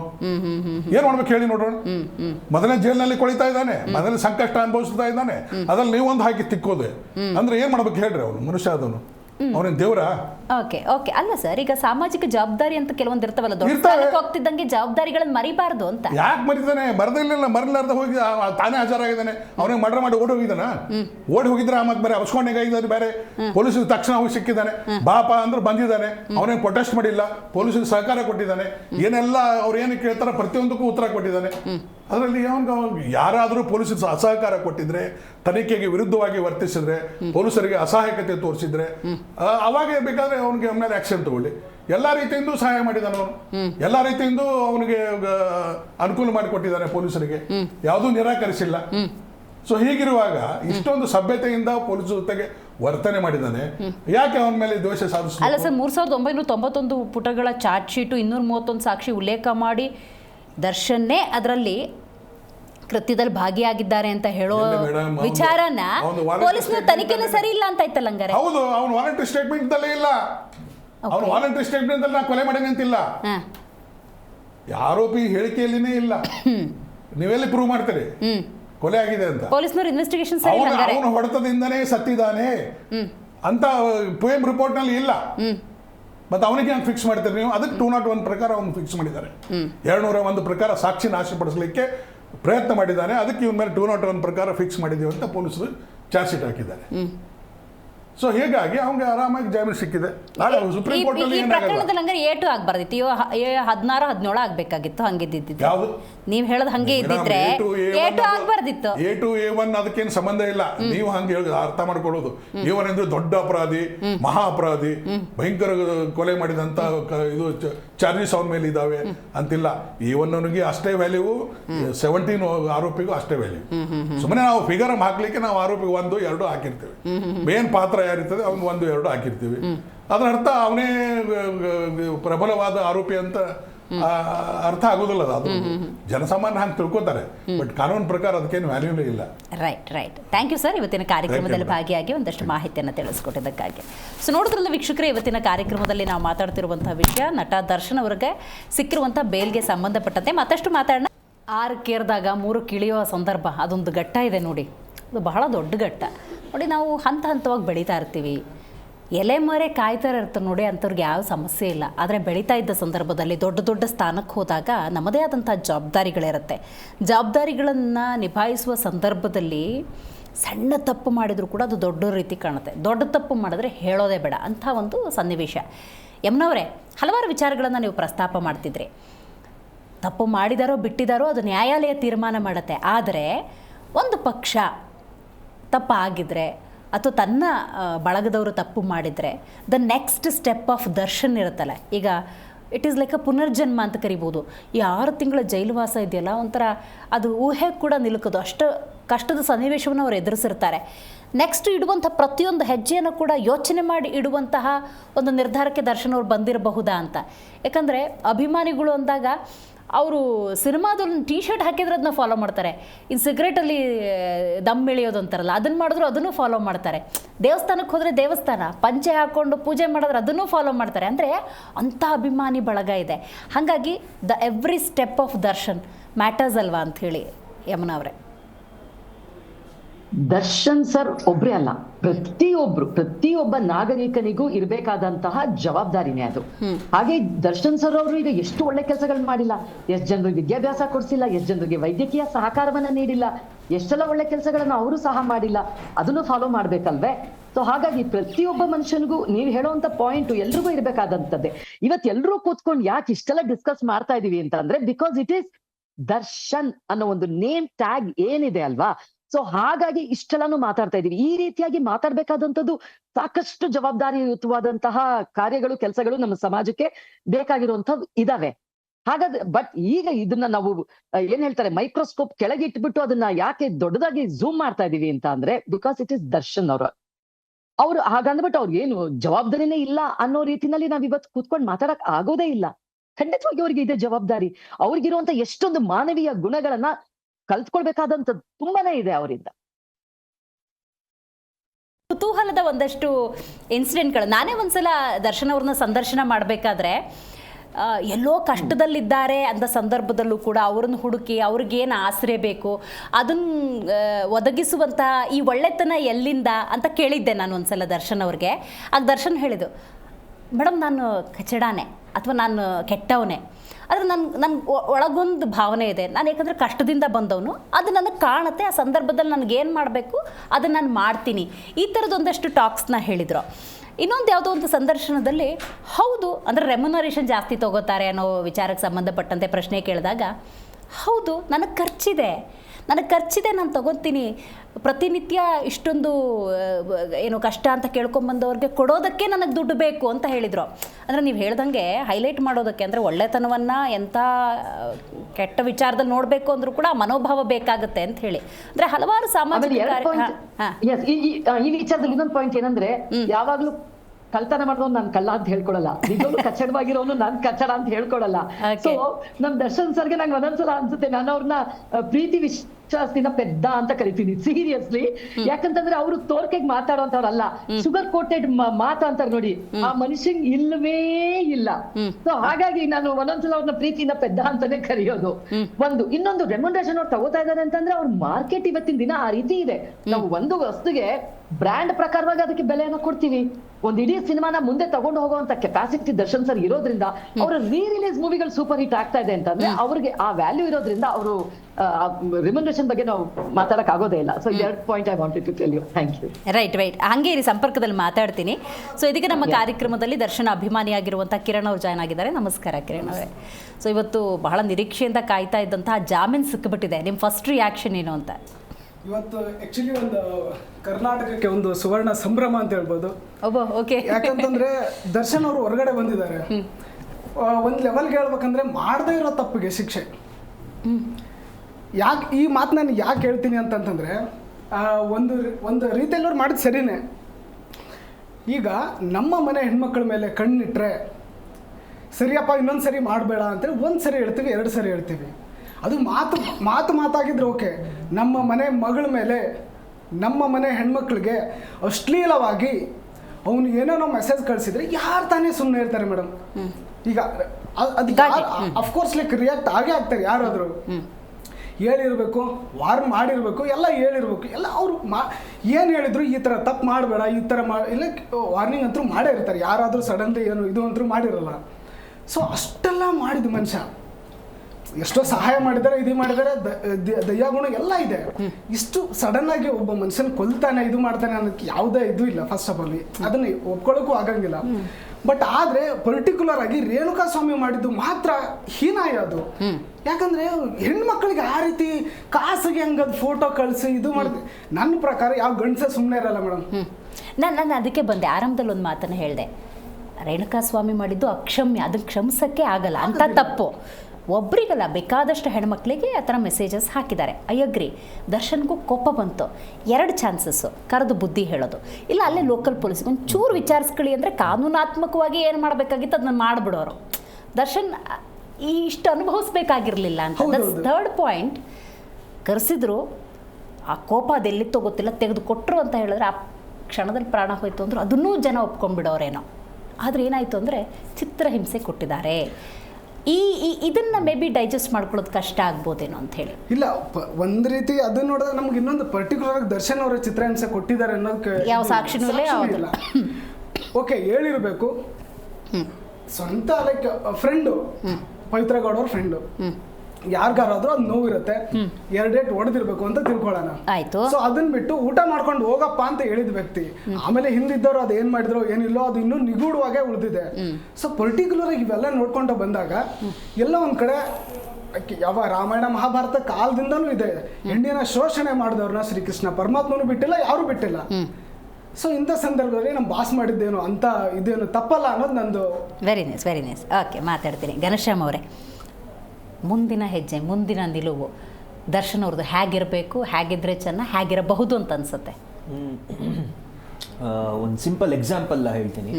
ಅವರ ಇಂಟರ್ವ್ಯೂಗಳಲ್ಲಿ ಒಂದು 2-3 ಸರ್ತಿ ಅವ್ರು ಹೇಳಿದ್ದಾರೆ, ನಾನು ವರ್ಷಕ್ಕೆ 3 ಕೋಟಿ ರೂಪಾಯಿ ಅಷ್ಟು ಖರ್ಚು ಮಾಡ್ತೀನಿ ಎಜುಕೇಷನ್ಗೆ ಅಂತ ಹೇಳಿದ್ದಾರೆ. ಅಂದರೆ ಯಾರ್ಯಾರೋ ಅವ್ರ ಮನೆ ಹತ್ರ ಪತ್ರ ಹಿಡ್ಕೊಂಡು ಬರ್ತಾರೆ, ಸ್ಕೂಲ್ ಫೀಸು, ಡೊನೇಷನ್ನು, ಅಂಥದ್ದು ಇಂಥದ್ದು ಅಂತಲ್ಲ. ಅವ್ರು ಹೇಳ್ತಾರೆ, ನಾನು ಡಿಗ್ರಿ LKG ಇಂದ ಹಿಡಿದು PhD ಮಾಡೋರ್ಗೂ ದುಡ್ಡು ಕೊಟ್ಟಿದ್ದೀನಿ ಅಂತ ಅವ್ರು ಹೇಳಿದ್ದಾರೆ. ಅವ್ರ ಬಾಯಿನಲ್ಲಿ ಅವ್ರು ಹೇಳಿದ್ದಾರೆ. ಅವ್ರು ಬರೀ ಸ್ವಂತ ಜೇಬಿನ ದುಡ್ಡು ಕೊಡೋದು ಅಷ್ಟೇ ಅಲ್ಲದೆ ಎಜುಕೇಷನ್ ಹೇಗಿರಬೇಕು ಅನ್ನೋದು ಕುರಿತಾದಂಥ ಒಂದು ಸಿನಿಮಾ ಕೂಡ ಅವ್ರು ಮಾಡಿದ್ರು, ಕ್ರಾಂತಿ ಅಂತ ಒಂದು ಸಿನಿಮಾ. ಅದರಲ್ಲೂ ಒಂದು ಸಂದೇಶ ಕೊಟ್ಟರು, ನಿಜ ಜೀವನದಲ್ಲೂ ಹಂಗೆ ಇದ್ರು, ಅದ್ರ ಕುರಿತಾದಂಥ ಮಾತುಗಳು ಕೂಡ ಅವ್ರು ಆಡಿದ್ದಾರೆ. ಸೊ ನಾವು ದರ್ಶನ್ ಅವ್ರಿಗೆ ಸಾಮಾಜಿಕ ಕಳಕಳಿ ಇಲ್ಲ ಅನ್ನೋವಂಥ ಒಂದು ಮಾತನ್ನ ಕಿತ್ತಾಗೋಕ್ಕಾಗೋದೇ ಇಲ್ಲ. ಇನ್ನು ಮುಂದೆ ಅವ್ರು ಹೇಗಿರಬೇಕು ಏನು ಅನ್ನೋದು ಅವ್ರು ಖಂಡಿತವಾಗ್ಲೂ ಈಗಾಗಲೇ ಅವ್ರ ಆತ್ಮಾವಲೋಕನ ಆಗೋಗಿರುತ್ತೆ. ಇನ್ನು ಮುಂದೆ ಅವ್ರು ತಗೊಳ್ಳೋವಂತಹ ಪ್ರತಿ ಒಂದು ಅಕ್ಷರನೂ ಬಹಳ ಮುಖ್ಯ ಆಗುತ್ತೆ. ಅವ್ರು ಮಾತಾಡುವಂಥ ಬರೀ ಒಂದು ಮಾತು, ಒಂದು ಪದ ಅಲ್ಲ, ಹೇಗೆ ಬಳಸ್ತೀನಿ, ಆ ಪದ ಬಳಕೆ ಏನು, ಅದು ಯಾವ ರೀತಿ ಪ್ರಭಾವ ಬೀರುತ್ತೆ, ಜನ ಹೇಗೆ ನೋಡ್ತಾರೆ ಅನ್ನೋದು ಬಹಳ ಮುಖ್ಯ ಆಗುತ್ತೆ. ಮೆಂಟಲಿ ಖಂಡಿತವಾಗ್ಲೂ ಅವ್ರು ಅದಕ್ಕೆ ಪ್ರಿಪೇರ್ ಆಗಿರ್ತಾರೆ. ಇಷ್ಟು ದಿವಸ ಏನು ಒಂದು ನಡ್ಕೊಂಡು ಬಂತು ಅವ್ರ ಸುತ್ತ ಒಂದು ಪ್ರಕರಣ, ಅವರ ತಪ್ಪಿತಸ್ಥರು ಅನ್ನುವಂತಹ ಒಂದು ವಾತಾವರಣ ಏನಿದೆಯೋ ಅದನ್ನೆಲ್ಲ ಪಕ್ಕಕ್ಕಿಟ್ಟು ಈತ ಒಬ್ಬ ಸಮಾಜದಲ್ಲಿ ಒಳ್ಳೆ ವ್ಯಕ್ತಿ, ಈ ಥರ ಇರಬೇಕು ಅನ್ನೋಂತಹ ಒಂದು ಬದುಕನ್ನ ಖಂಡಿತವಾಗ್ಲೂ ಅವ್ರು ಕಟ್ಕೊತಾರೆ ಅನ್ನೋಂತಹ ಒಂದು ದಾರಿನ ಅವ್ರು ಹಾಕೊತಾರೆ ಅನ್ನೋಂಥದ್ದು ನನ್ನ ಒಂದು ಅನಿಸಿಕೆ. ಓಕೆ, ಯಮುನವ್ರೆ, ಆದರೆ ದರ್ಶನ್ ಅಂತ ಸಂದರ್ಭದಲ್ಲಿ ಅವ್ರ ಸಿನಿಮಾಗಳ ಮೂಲಕ ಜನಸಾಮಾನ್ಯರ ಮನಸ್ಸಲ್ಲಿ ಕುತ್ಕೊಳ್ಳೋದು ಬೇರೆ. ಯಜಮಾನ ಸಿನಿಮಾ, ನೀವಾಗಲೇ ಉಲ್ಲೇಖ ಮಾಡಿದಾಗೆ ಕ್ರಾಂತಿ ಸಿನಿಮಾ, ಅಂದರೆ ಪ್ರತಿಯೊಂದು ಸಿನಿಮಾದಲ್ಲೂ ಕೂಡ ಒಂದು ಸಾಮಾಜಿಕ ಸಂದೇಶವನ್ನು ಕೊಡುವಂಥ ಪ್ರಯತ್ನವನ್ನು ದರ್ಶನ್ ಮಾಡ್ತಿದ್ದಾರೆ. ಅದರಿಂದ ಅವರ ಗೌರವ ಅನ್ನೋದು ಹಂತವಾಗಿ ಹೆಚ್ಚಾಗುತ್ತೆ. ಪರ್ಟಿಕ್ಯುಲರ್ ಅದೇನೋ ಗ್ರಹ ದೋಷವೋ ಕಾಲ ಹಂಗಿತ್ತು ಏನೋ ಗೊತ್ತಿಲ್ಲ, ಇದೊಂದು ಇನ್ಸಿಡೆಂಟ್ ನಡೆದು ಬಿಟ್ಟಿದೆ. ಹಾಗಾಗಿ ಸಹಜವಾಗಿ ಒಂದಷ್ಟು ಜನಕ್ಕೆ ಏನಿರುತ್ತೆ ಅಂದರೆ ಈ ಒಂದು ಪರ್ಟಿಕ್ಯುಲರ್ ಇನ್ಸಿಡೆಂಟ್ ಬಗ್ಗೆ ಅಣ್ಣ ಒಂದು ಸಲ ನೀನು ಮಾತಾಡು, ಒಂದು ಕ್ಲಾರಿಫಿಕೇಷನ್ ಕೊಟ್ಬಿಡು, ನಿನ್ನ ಕಡೆಯಿಂದ ಇಂಥ ತಪ್ಪು ಆಗಿಲ್ಲ ಅಂತ ಬಾಯಿಂದ ಹೇಳ್ಬಿಡೋಣ, ಈ ಥರದೊಂದು ಮಹಾನುಭಾವನೆ ಖಂಡಿತವಾಗ್ಲೂ ಇದ್ದೇ ಇರುತ್ತೆ.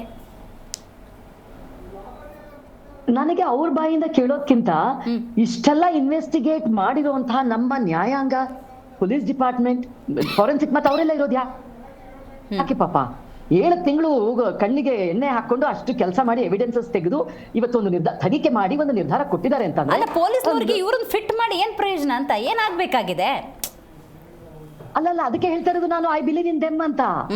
ಇವತ್ತಿನ ದಿನ ಏನು ಬಂದಿದೆಯೋ ನಿರ್ಧಾರ, ನನಗೆ ಅದ್ರ ಮೇಲೆ ನಂಬಿಕೆ ಇದೆ ಅಂತ ಹೇಳ್ತಾ ಇದ್ದೀನಿ.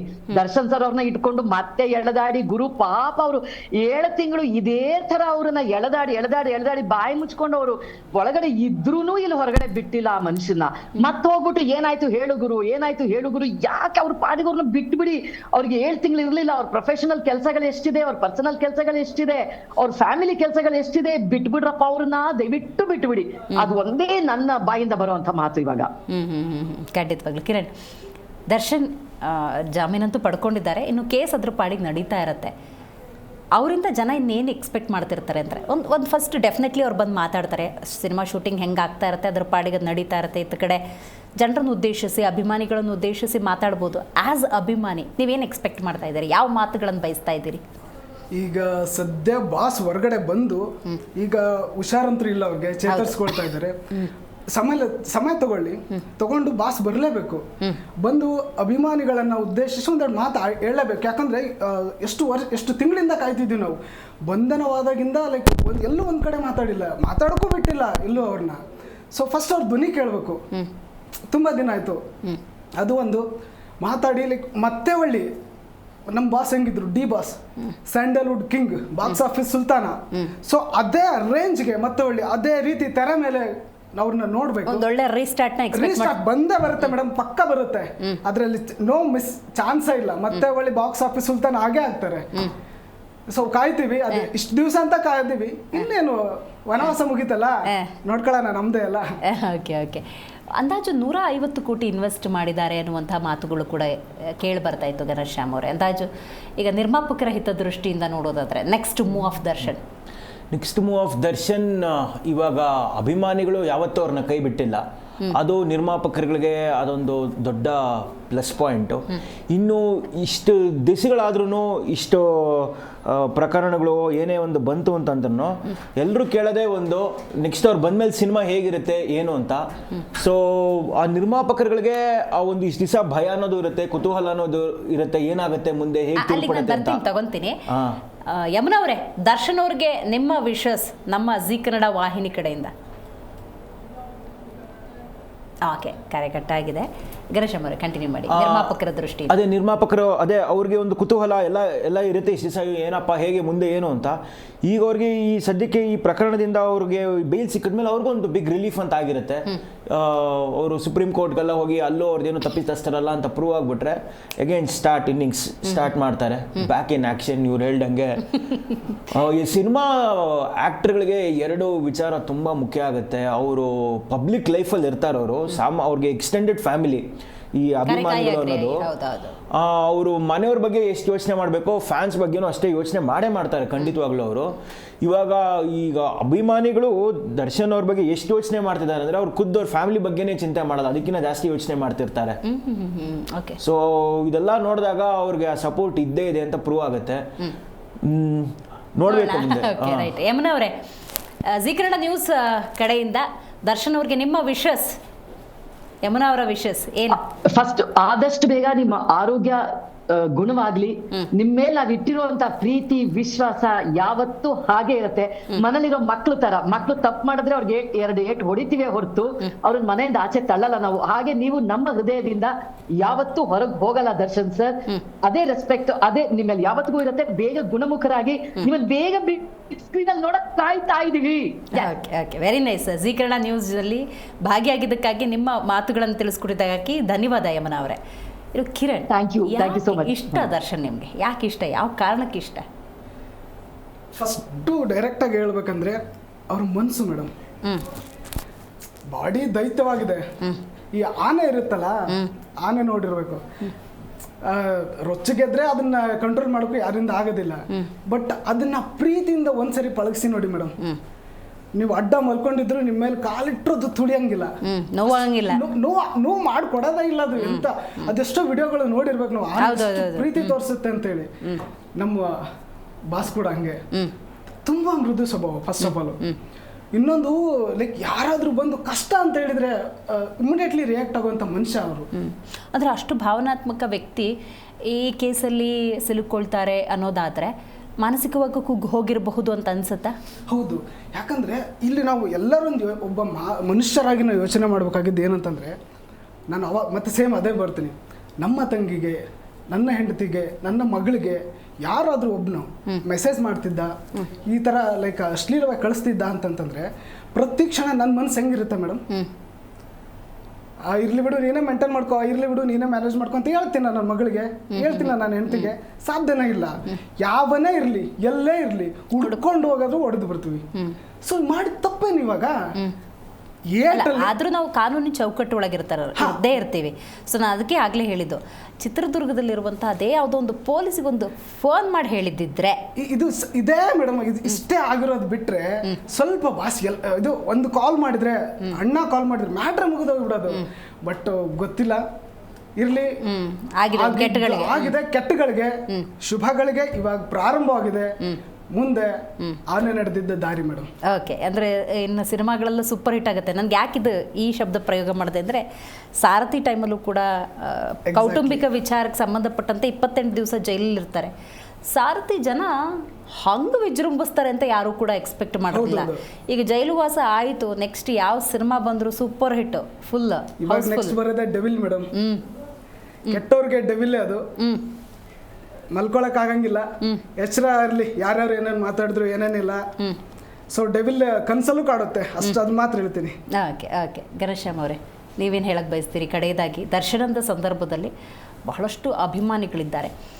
ನಾನು ದರ್ಶನ್ ಅವ್ರನ್ನ ಸಂದರ್ಶನ ಮಾಡಬೇಕಾದ್ರೆ ಈ ಮಾತನ್ನು ಕೇಳಿದೆ, ನಿಮ್ಮ ಅಭಿಮಾನಿಗಳಿದ್ದಾರೆ ನಿಜ, ಆದರೆ ಆ ಅಭಿಮಾನಿಗಳ ಅಭಿಮಾನ ಕೆಲವೊಮ್ಮೆ ಅತಿರೇಕಕ್ಕೆ ಹೋಗುತ್ತೆ.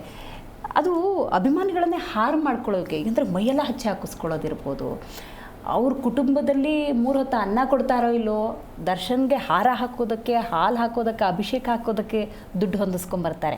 ಇಂತಹ ಅಭಿಮಾನಿಗಳನ್ನು ನೋಡಿದಾಗ ಈ ಅಭಿಮಾನನೇ ಬ್ಯಾಡ್ರಪ್ಪ ಅಂತ ಹೇಳಿದಂಥ ದರ್ಶನ್ ನಾವು ನೋಡಿದ್ದೀನಿ ನಾನು ಕೂಡ. ಸೊ ಏನು ಹೇಳಕ್ಕೆ ಬಯಸ್ತೀರಿ ಅಭಿಮಾನಿಗಳು ದರ್ಶನ್ ಅಂದಾಗ? ಇಂಥ ದೊಡ್ಡ ಅಭಿಮಾನ, ಇದೊಂದು ಸಾಗರದಂಥ ಅಭಿಮಾನ, ಇದನ್ನು ಹ್ಯಾಂಡಲ್ ಮಾಡಬೇಕಾದ್ರೆ ತುಂಬ ಮುಖ್ಯವಾಗಿ ಇರಬೇಕಾಗಿರೋದು ವಿವೇಕ ಮತ್ತು ವಿವೇಚನೆ. ಖಂಡಿತವಾಗ್ಲೂ ಅದು ಅವ್ರಿಗಿದೆ. ಮುಂದಿನ ದಿನಗಳಲ್ಲಿ ಅವರು ಸಿನಿಮಾ ಶುರು ಮಾಡೋದಾಗ್ಲಿ ಅಥವಾ ಇದರಿಂದ ಅವರು ಈ ಪ್ರಕರಣಗಳಿಂದ ಹೊರಗಡೆ ಬಂದ ಮೇಲೆ ಹೇಗೆ ಹ್ಯಾಂಡಲ್ ಮಾಡಬೇಕು ಅನ್ನೋದು ಖಂಡಿತವಾಗ್ಲೂ ಅವ್ರಿಗೆ ಗೊತ್ತು. ಸಾರಥಿ ಸಮಯದಲ್ಲಿ ನೀವೇ ಹೇಳ್ದಂಗೆ ಒಂದು ಸಮಸ್ಯೆ ನಡೆದಿತ್ತು, ಅವ್ರು ಹ್ಯಾಂಡಲ್ ಮಾಡಿದ್ರು. ಮುಂದಿನ ದಿನಗಳಲ್ಲಿ ಖಂಡಿತವಾಗ್ಲೂ ಅವ್ರ ಅಭಿಮಾನಿಗಳಿಗೆ ಅವ್ರು ಏನು ಸಂದೇಶ ಕೊಡ್ತಾರೆ, ನಂತರ ಯಾವ ಥರ ಸಿನಿಮಾಗಳು ಮಾಡ್ತಾರೆ, ಪಬ್ಲಿಕ್ ಲೈಫಲ್ಲಿ ಅವ್ರು ಹೇಗಿರ್ತಾರೆ ಅನ್ನೋದು ಅವ್ರು ಖಂಡಿತವಾಗ್ಲೂ ಯೋಚನೆ ಮಾಡಿ ಒಂದು ನಿರ್ಣಯ ತಗೊತಾರೆ. ಅದು ಎಲ್ಲರೂ ಒಪ್ಕೊಳ್ಳೋಂಥದ್ದಾಗಿರಬೇಕು. ಏನು ಇಷ್ಟು ದಿವಸ ನಡೆದಿತ್ತೋ ಅದನ್ನ ಮರೆಸುವಂಥದ್ದಾಗಿರಬೇಕು ಅನ್ನೋದೇ ಪ್ರತಿಯೊಬ್ಬ ಒಂದು ಸಾಮಾನ್ಯನ ಒಂದು ಆಶಯ ಅಷ್ಟೇ. ರೈಟ್. ಗಣೇಶಮ್ ಅವರು, ಕಿರಣ್ ಅವರು ಕಾರ್ಯಕ್ರಮದಲ್ಲಿ ಭಾಗಿಯಾಗಿದ್ದಕ್ಕಾಗಿ ಧನ್ಯವಾದಗಳು. Thank you so much. So ಒಟ್ಟಾರೆ ಚಿತ್ರದುರ್ಗ ಮೂಲದ ರೇಣುಕಾಸ್ವಾಮಿ ಹತ್ಯೆ ಪ್ರಕರಣದ ಪ್ರಮುಖ ಆರೋಪಿಯಾಗಿರುವಂತಹ ನಟ ದರ್ಶನ್ ಸೇರಿದಂತೆ ಉಳಿದ ಆರೋಪಿಗಳಿಗೆ ಬೇಲ್ ಅಂತೂ ಲಭ್ಯವಾಗಿದೆ. ನೋಡಿ, ಇವೆಲ್ಲವೂ ಕೂಡ ಕಾನೂನಿನ ಚೌಕಟ್ಟಿನಲ್ಲೇ ಆಗುವಂಥದ್ದು. ಹಾಗಾಗಿ ದೊಡ್ಡ ದೊಡ್ಡ ಸೆಲೆಬ್ರಿಟಿ ಅಂತ ಸಂದರ್ಭದಲ್ಲಿ, ದೊಡ್ಡ ದೊಡ್ಡ ಸ್ಥಾನಕ್ಕೆ ಹೋದ ಸಂದರ್ಭದಲ್ಲಿ ಸಹಜವಾಗಿ ಆ ಸಾಮಾಜಿಕ ಜವಾಬ್ದಾರಿ ಅನ್ನೋದಿದ್ದೇ ಇರುತ್ತೆ. ಅದನ್ನು ಪಾಲಿಸ್ಕೊಂಡು ಹೋಗಿ ಅಂತೇಳಿ. ಯಾಕಂದರೆ ಅಭಿಮಾನಿ ಬಳಗ ಬಹಳ ದೊಡ್ಡದಿರುತ್ತೆ. ನೀವು ಏನೇ ಮಾಡಿದ್ರೂ ಕೂಡ ಫಾಲೋ ಮಾಡಿರ್ತಾರೆ. ಅದು ಒಳ್ಳೆಯದು ಆಗಿರ್ಬೋದು, ಕೆಟ್ಟದ್ದು ಆಗಿರ್ಬೋದು. ಹಾಗಾಗಿ ಸನ್ಮಾರ್ಗದಲ್ಲಿ ನಡೀತಾ ಇದ್ದರೆ ನೀವು, ಸನ್ಮಾರ್ಗದಲ್ಲಿ ನಿಮ್ಮ ಅಭಿಮಾನಿಗಳು ಕೂಡ ನಡೀತಾರೆ ಅಂತ ಒಂದು ಉತ್ತಮವಾದಂಥ ಸಂದೇಶವನ್ನು ಮುಂದಿನ ದಿನಗಳಲ್ಲಿ ದರ್ಶನ್ ಕೊಟ್ಟರೆ ಅದು ನಿಜಕ್ಕೂ ಕೂಡ ಸಮಾಜಕ್ಕೆ ಒಂದೊಳ್ಳೆ ವಿಚಾರವನ್ನು, ಸಂದೇಶವನ್ನು, ಮಾರ್ಗವನ್ನು ಹಾಕಿಕೊಟ್ಟ ಹಾಗೆ ಅಂತ ಹೇಳ್ತಾ ಇವತ್ತಿನ ಕಾರ್ಯಕ್ರಮವನ್ನು ಮುಗಿಸೋಣ. ನೋಡ್ತಾ ಇರಿ ಜಿ ಕನ್ನಡ ನ್ಯೂಸ್, ಸತ್ಯವೇ ಸುದ್ದಿಯ ಜೀವಾಳ.